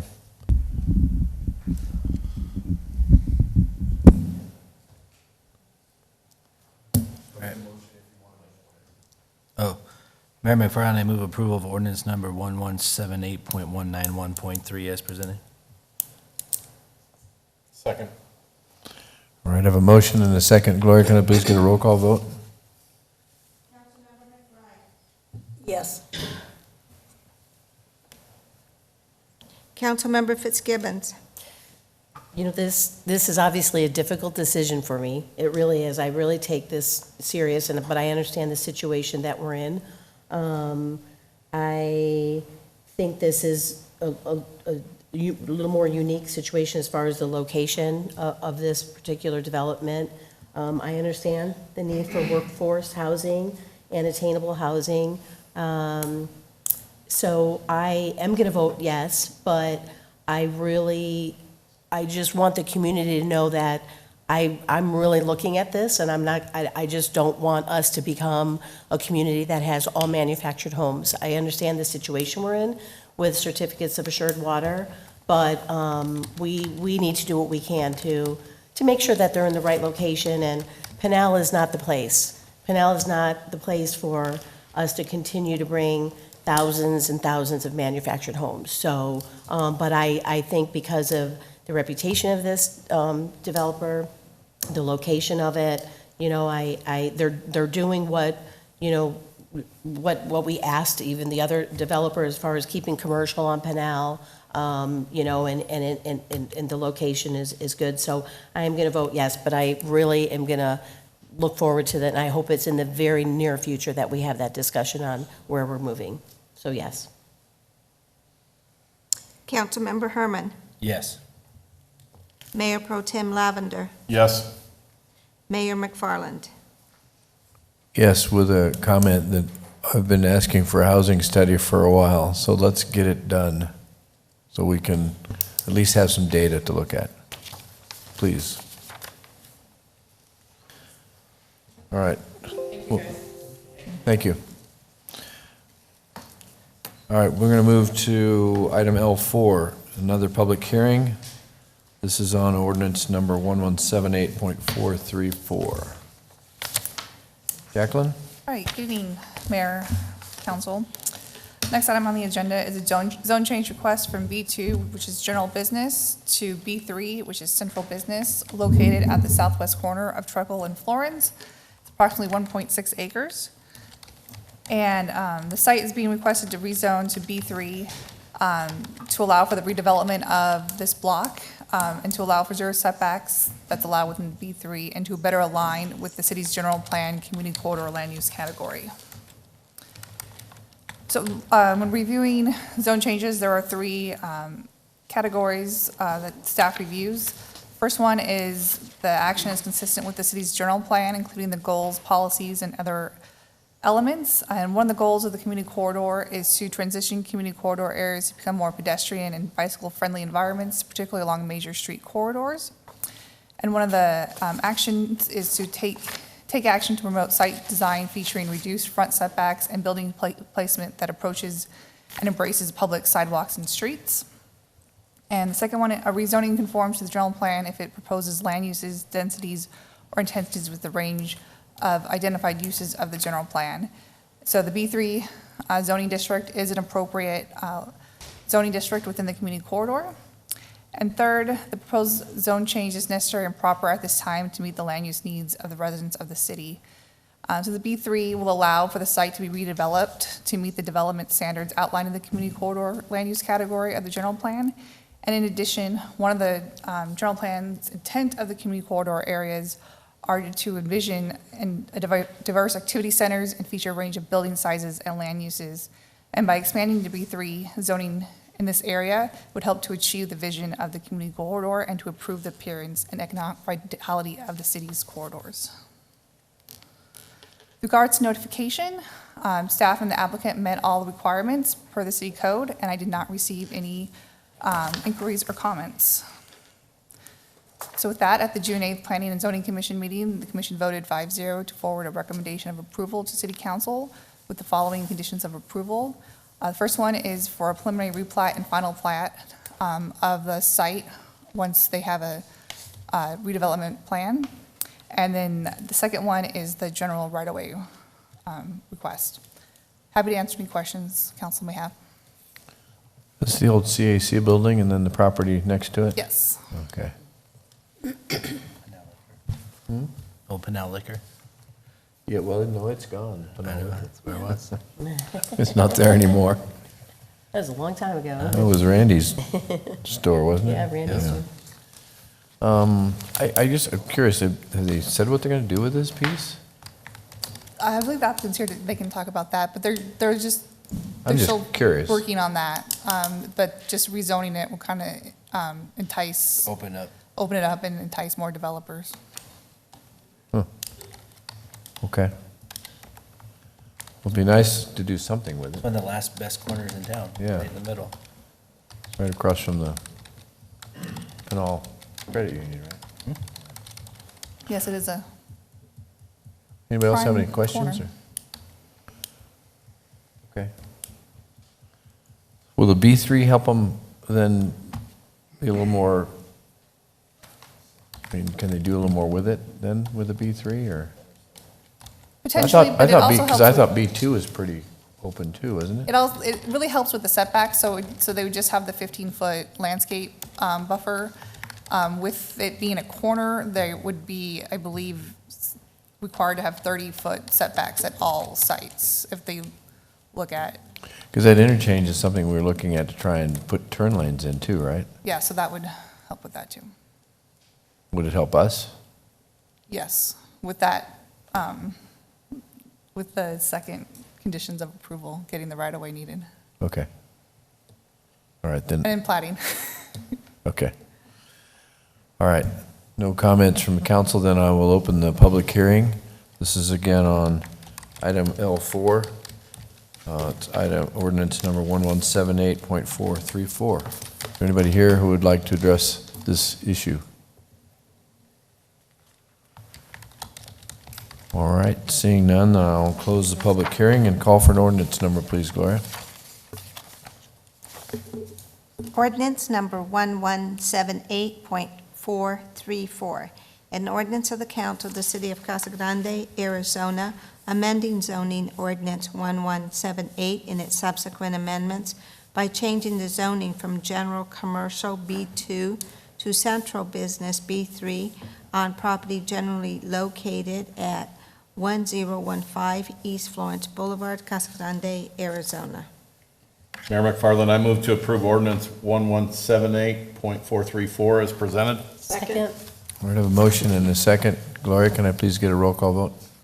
Councilmember McBride. Yes. Councilmember Fitzgibbons. Yes. Councilmember Herman. Yes. Mayor Pro Tem Lavender. Yes. Mayor McFarland. Yes. All right, we'll move to the next item, which is item L4. Again, another public hearing. This is on regarding ordinance number 1178.435. Jacqueline, you're up again. Just for the record, I think this one's L5. L5. That was L4 you just did, I think. L5. L5. Did I say L4? Oh, I meant L5. I said the right number.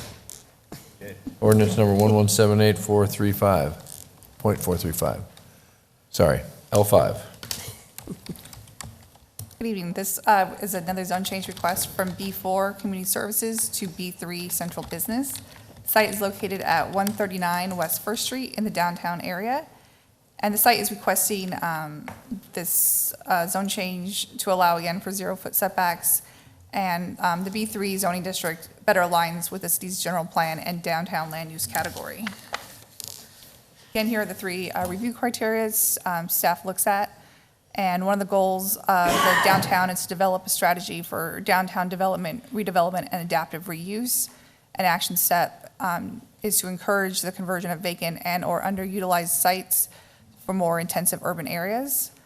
And rezoning conforms to general plan. Again, this B3 central business is appropriate in the downtown land use category. And the proposed zone change is necessary and proper to meet the city's land use needs of the residents of the city.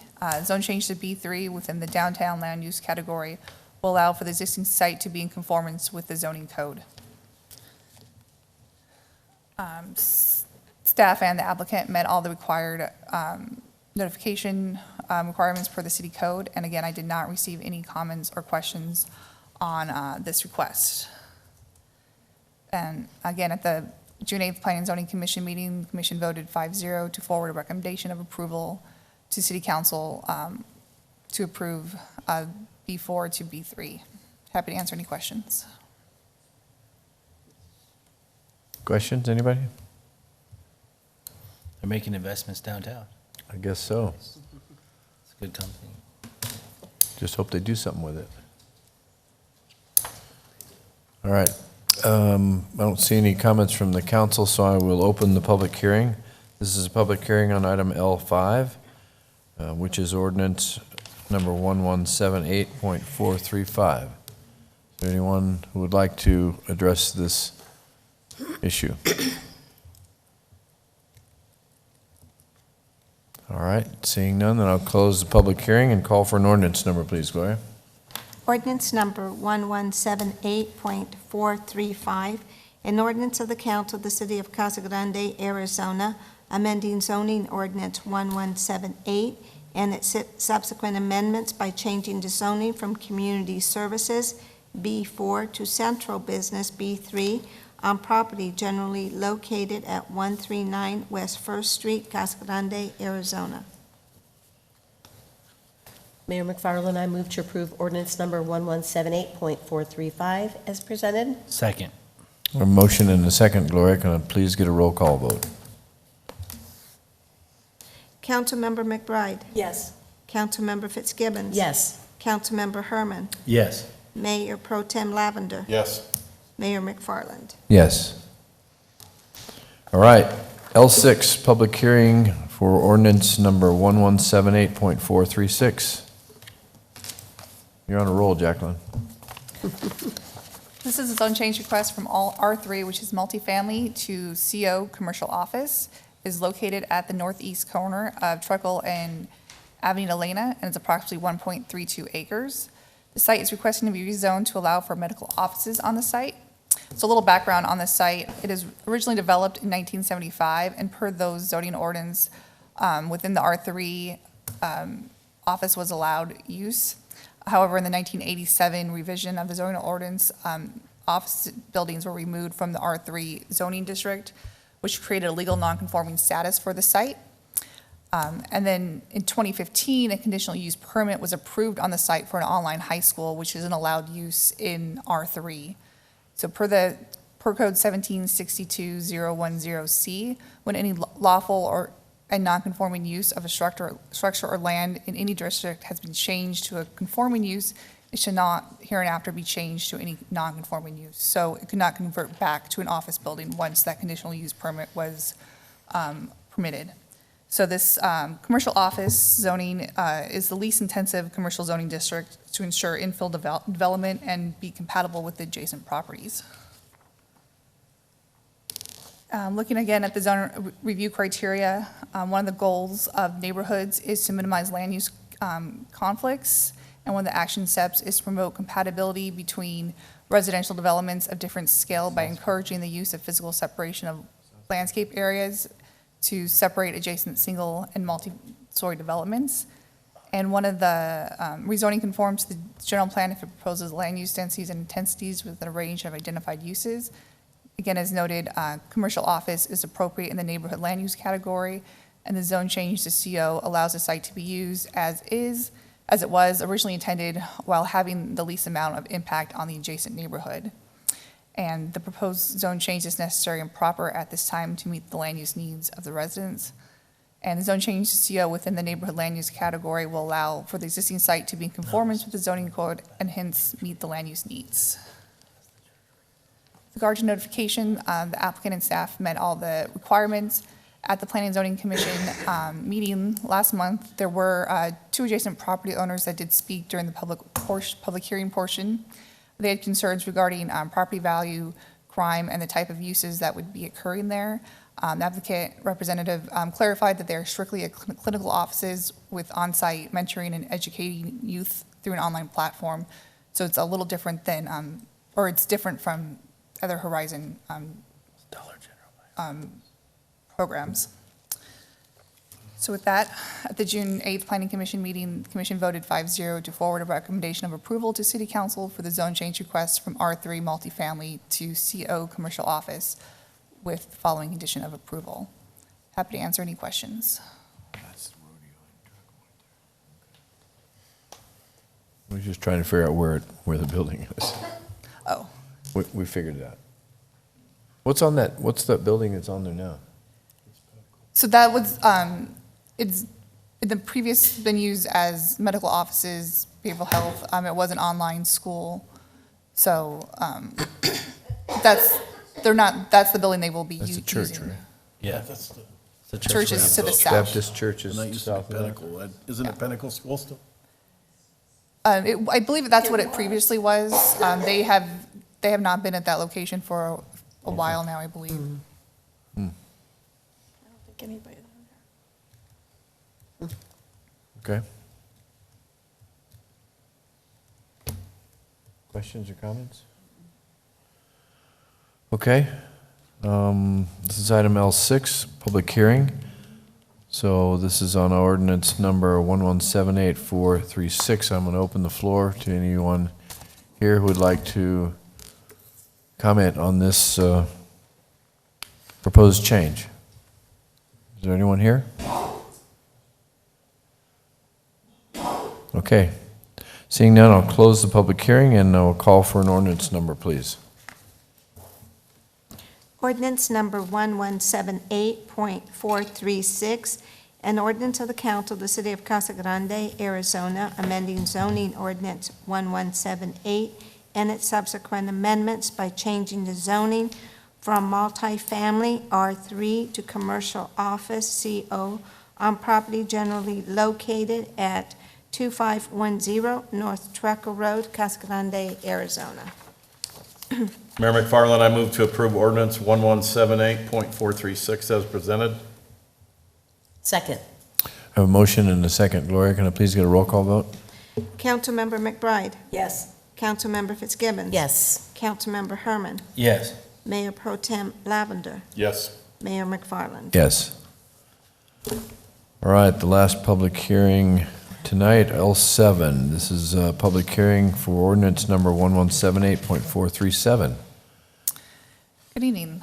This is a request for Tri-Valley Plan Area Development, major amendment to Lot 1, shown on the map here. The site is 9.36 acres. It's currently zone PAD with permitted to have all permitted and conditional uses allowed within the B2 zoning district. The request is to establish additional conditional uses within the existing building on Lot 1, which is warehouses limited to less than 40% of the current building, bowling alleys, and indoor mini storage, self-storage. And again, this is request is to establish additional conditional uses at this time.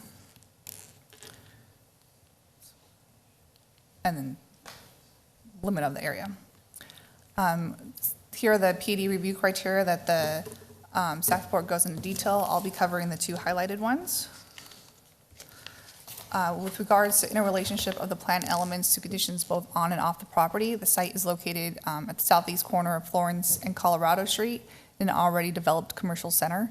The request is to add additional uses as conditional uses that are currently not allowed within the PAD. And the conditional uses process would allow for planning staff and the planning commission to evaluate each request on a case-by-case basis.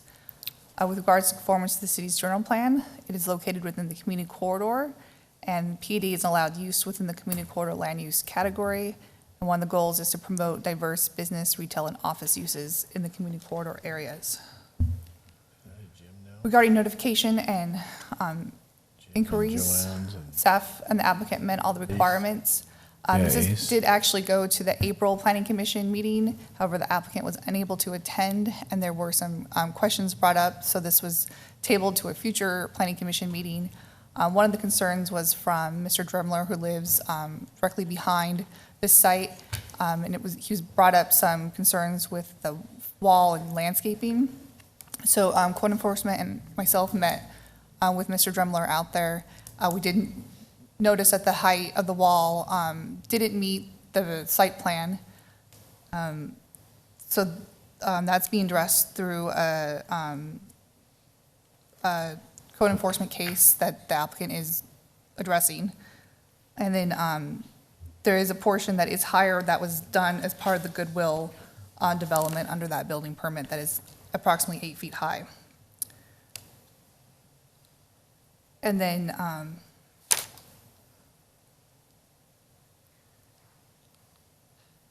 so at the June 8th Planning and Zoning Commission meeting, Commission voted 5-0 to forward a recommendation of approval to City Council for the major amendment to the Tri-Valley Plan Area Development for Lot 1, establishing additional conditional uses within the PAD. They did add one condition of record. The property owner shall raise the wall along the southern boundary of Lot 1 to 8 feet. However, the applicant has indicated that he is not in favor of this, so I believe he's here to speak about that. So we did look at potential alternative conditions of record. One is that the property owner shall raise the wall along the southern boundary of Lot 1 to 8 feet in conjunction with the conditional use permit, or council may decide not to require the wall to be raised beyond 6 feet. So happy to answer any questions the council may have. Can you pull the site map up? So this is a separate ownership? Yes. So this whole mall is not one developer, it's correct. It's multiple.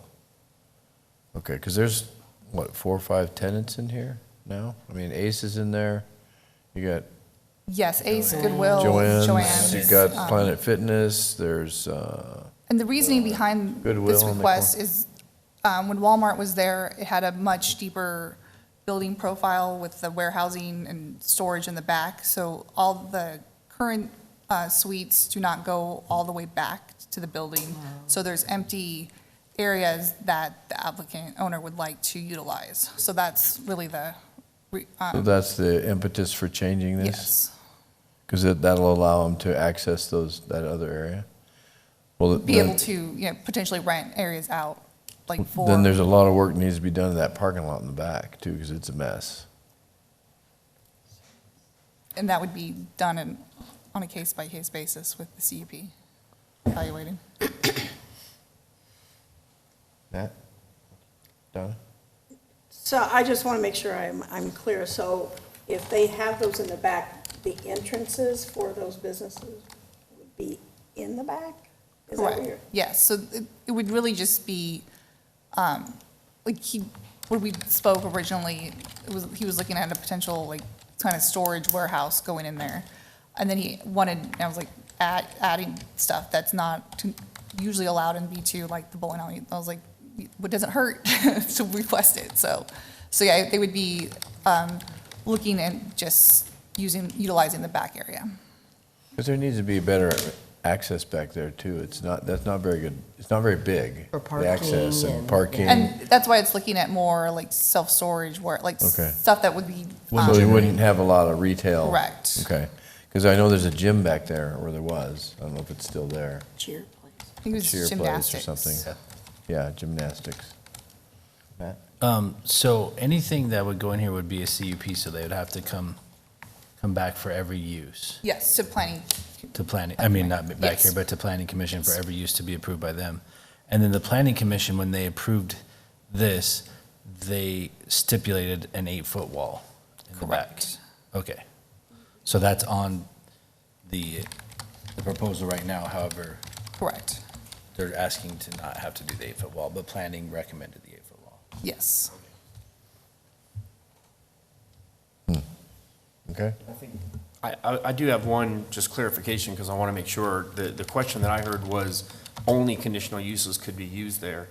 I don't think this zoning actually does that, because it just adds additional conditional uses to the already permitted one. So for example, if the gym was already a permitted use in the Okay. B2 district, it was already permitted to be there. And so this zoning amendment simply adds 3 additional conditionally permitted uses to those that are already in the B2 district. Yes, thanks, Brett. Okay. Yes, thanks. So for not clarifying. everything would have to, if it's permitted, it's already permitted, so. Potentially, and not knowing the thing, we'd have to look at all of the different developmental pieces. Obviously, the applicant, and who will be able to speak to it, brought this piece because they think that's going to be the easiest ones for them to do, that would be most consistent with parking and otherwise, to really be able to use that area, whereas a heavy retail use really wouldn't be able to do so. People would be parking in the front and having to walk There's no around. parking back there. Right. And it's kind of trashy. Just because I go through there. Yeah, I won't say why. Okay. Any other questions or comments? All right. Well, this is a public hearing, so I will. Yeah, if the applicant's here and wanted to speak before I put a time limit on you. I'm David Kevin, the applicant, 3004 Greyhawk Court, Bettendorf, Iowa. That's my address. So as far as the additional uses, we're going through the process, so that's why we added bowling alley and mini storage, but there's no plans for that right now. And since we're going through the process, we wanted to leave flexibility for the future for other areas up front in case we have a tenant or space available up front. But the space in the back, it's about 8 to 10,000 square feet. There's really no good retail use, so we had a small moving company that wanted to use it for storage, which seemed like a good fit, but then we found it wasn't a permitted use, which is why we filled out the application for the conditional uses.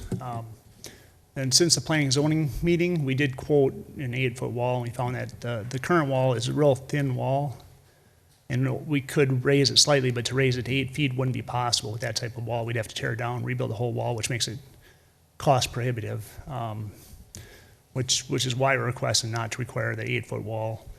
And really, there's, I guess, 2 reasons for that. The one is if we were required, then we'd probably withdraw our application and just continue looking for a retail tenant back there or something that would be allowed. The other reason is Walmart's been back there for decades prior to the current tenants, and they had, that was a receiving area. They had significant traffic back there. I don't think our use will be more intense than what they had, and that wall was sufficient at that time for their use through their years of occupancy of that building. Any questions for me? The 8-foot wall, you didn't know that when it was at planning until you? No, we Okay. didn't, no. Could it, is there a compromise somewhere in there? How much Is do it you think you 6? could raise it and keep it safe? That's the 6 foot, and that's what the I guess the original plan for it was the code enforcement, which I didn't know that, but Walmart, when they built it, it was supposed to be 6 foot, but it's only 5.3 feet. So one layer could be added to that wall. Okay. It's crazy it went all those years. I with know, with Walmart and Walmart. the traffic coming and going. Why put that on them now, but.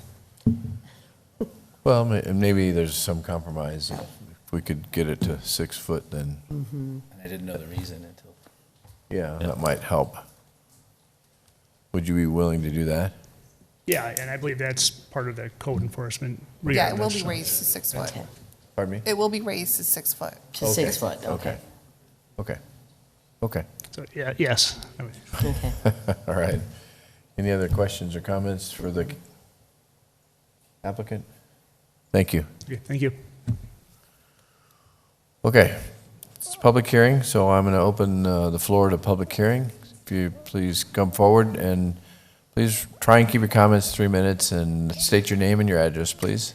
Hi, my name is Betty Garza. My address is 394 North Colorado Street. We own 2.5 acres that butt up against the wall.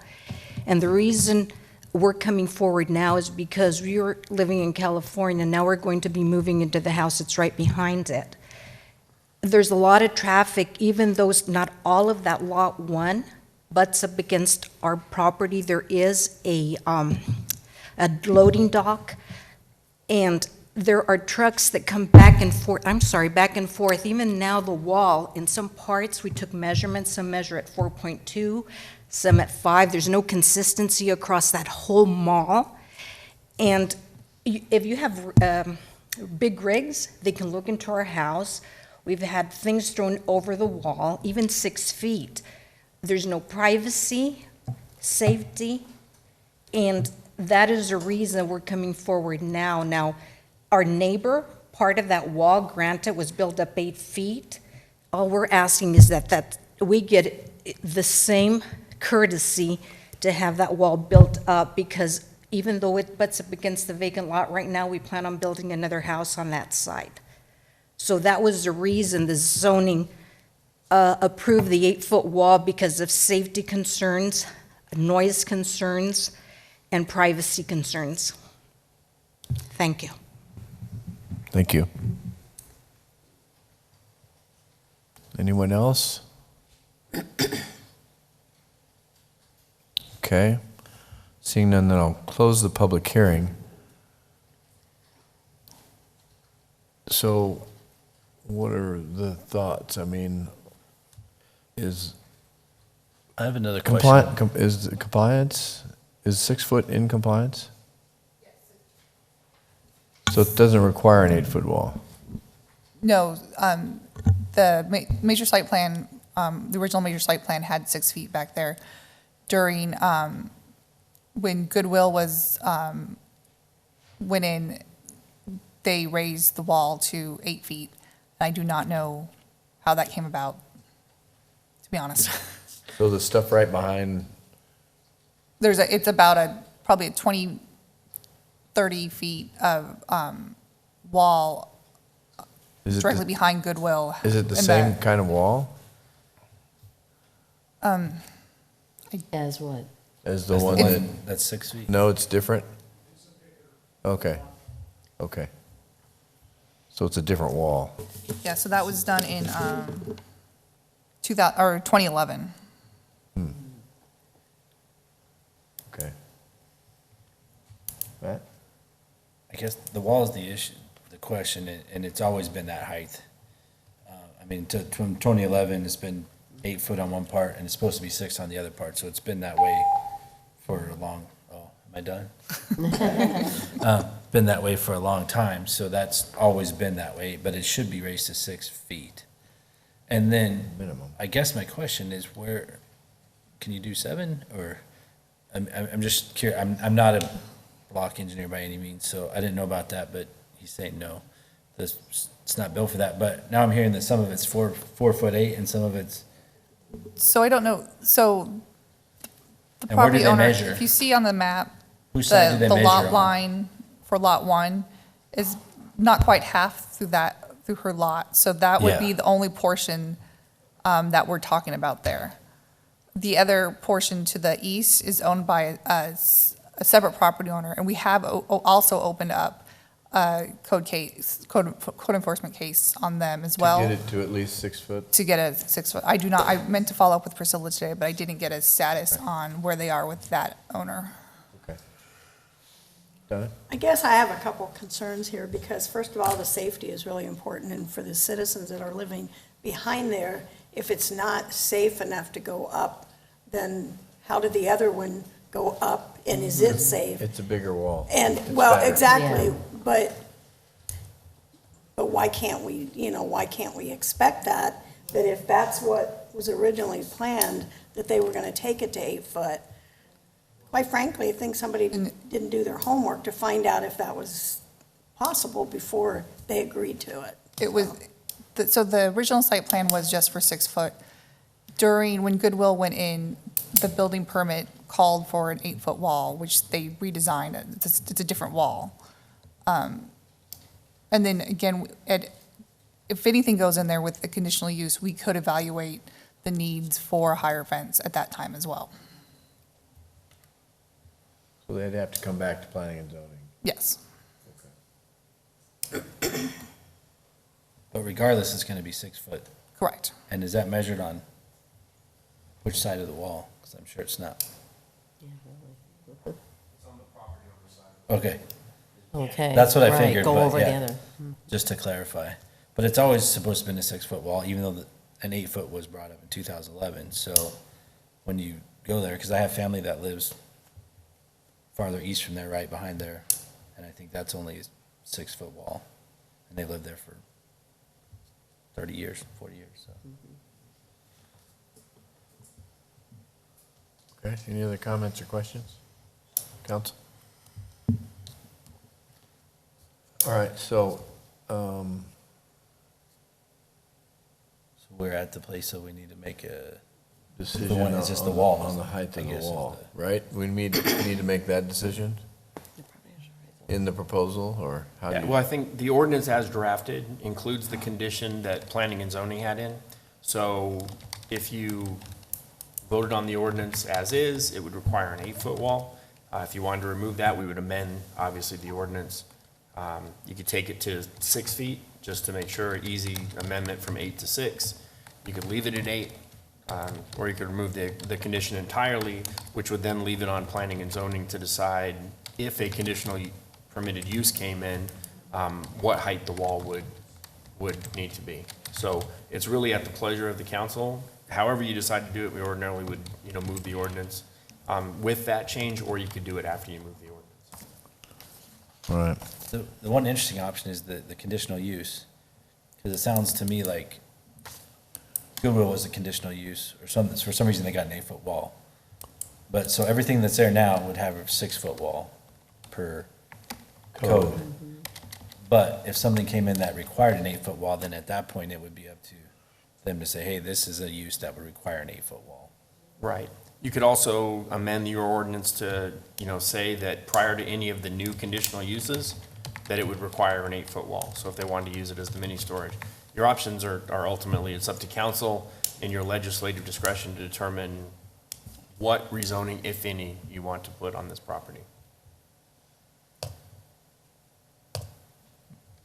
So are certain uses, it does increase as far as how high the wall would be? We would evaluate it at a case-by-case basis, depending on type of trucks or, Right, okay. Well, then the landowner has options to add to their wall. I mean, they could make their wall higher. But he can't unless he has to redo the whole, So you have to replace the wall. the whole wall, he says cost prohibitive. No, I meant the property owners that own the home. Oh. It's not their wall. They could make it their wall. They can make a How, wall. how can they do that? No, that's Just not build a their new wall. wall. They build another wall. Because the one thing that gets me is it's been 6 feet, I know. or supposed to have been No. 6 feet the whole Right. time with the uses that are there. So I kind of like the thing of if a condition comes up that requires 8 feet, but something intensive, Yeah. that would be, I don't know how we would draft that, Brett. Well, if you're talking about just any of these new conditional uses, and again, I think the applicant said that they'd likely withdraw if they would have to do it, like for the storage place. But what you would do is you would probably amend the ordinance to say that prior to any of the new conditional uses in the rear of the building, that the wall would have to be gone to 8 feet. And I have to leave it up to Jacqueline. I think they need a special permit, and 8-foot walls have to be engineered, correct? Probably. Yes. Yeah, so they'd have to, go through that process and make sure they could do that. But they ultimately could. They'd likely have to tear it down, though, because it does need to be engineered under our code. Jacqueline, say in the Fry's Shopping Center on Pinal, there's homes right behind that. Where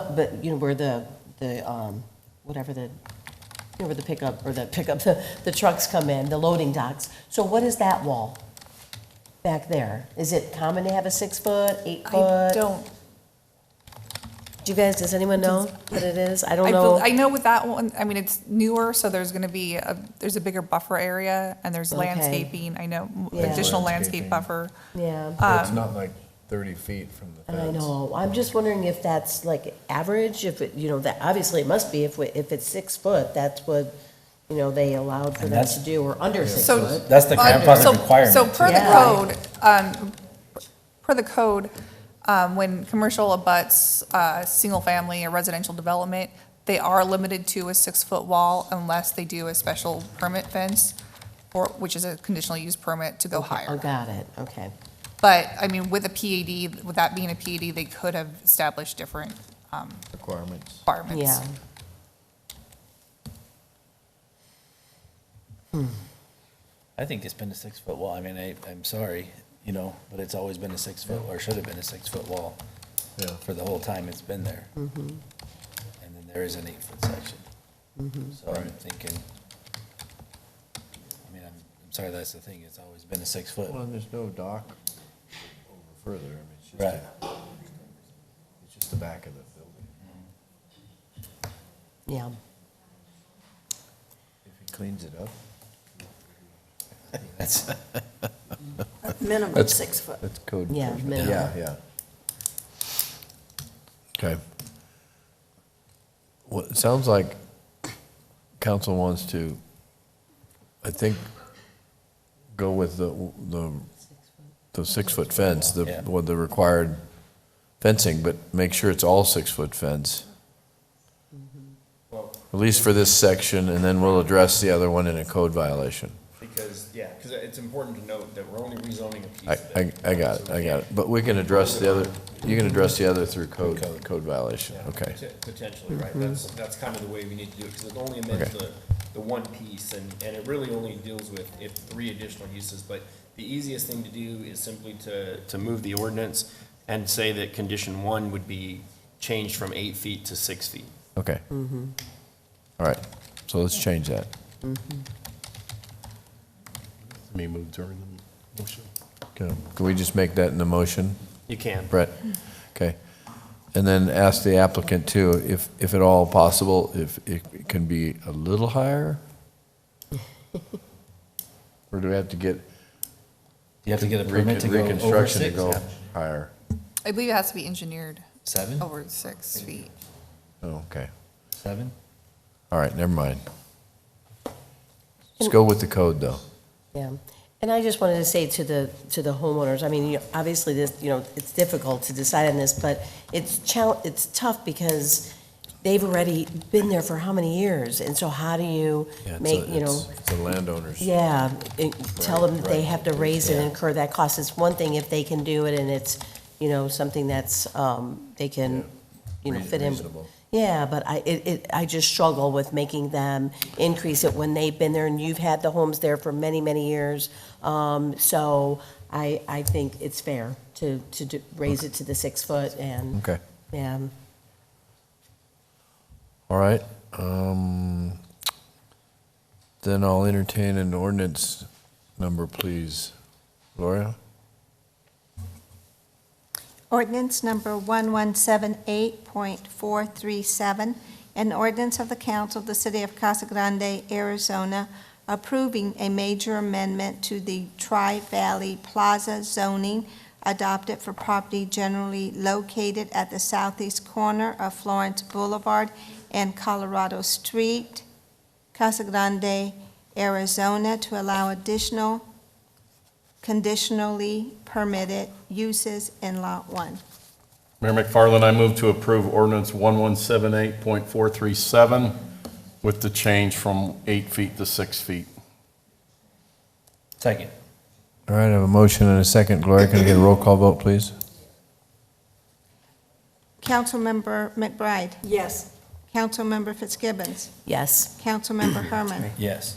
Mayor Pro Tem Lavender. Yes. Mayor McFarland. Yes. All right, we have reports, so Donna?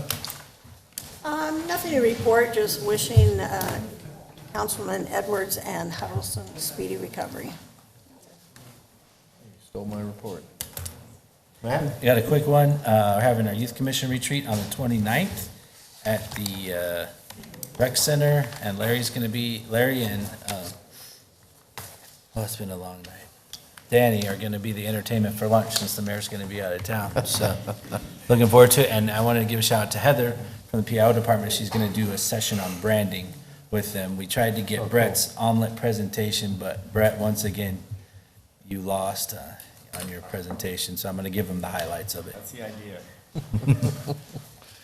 Okay. I heard Brett lost at pickleball, too. Just my calf muscle. Well, first of all, Danny, congratulations on a wonderful fireworks display. You had some competition this year, though, with all the illegal fireworks out there. They always do. It was quite the show sitting over there by McCartney School, watching all of it.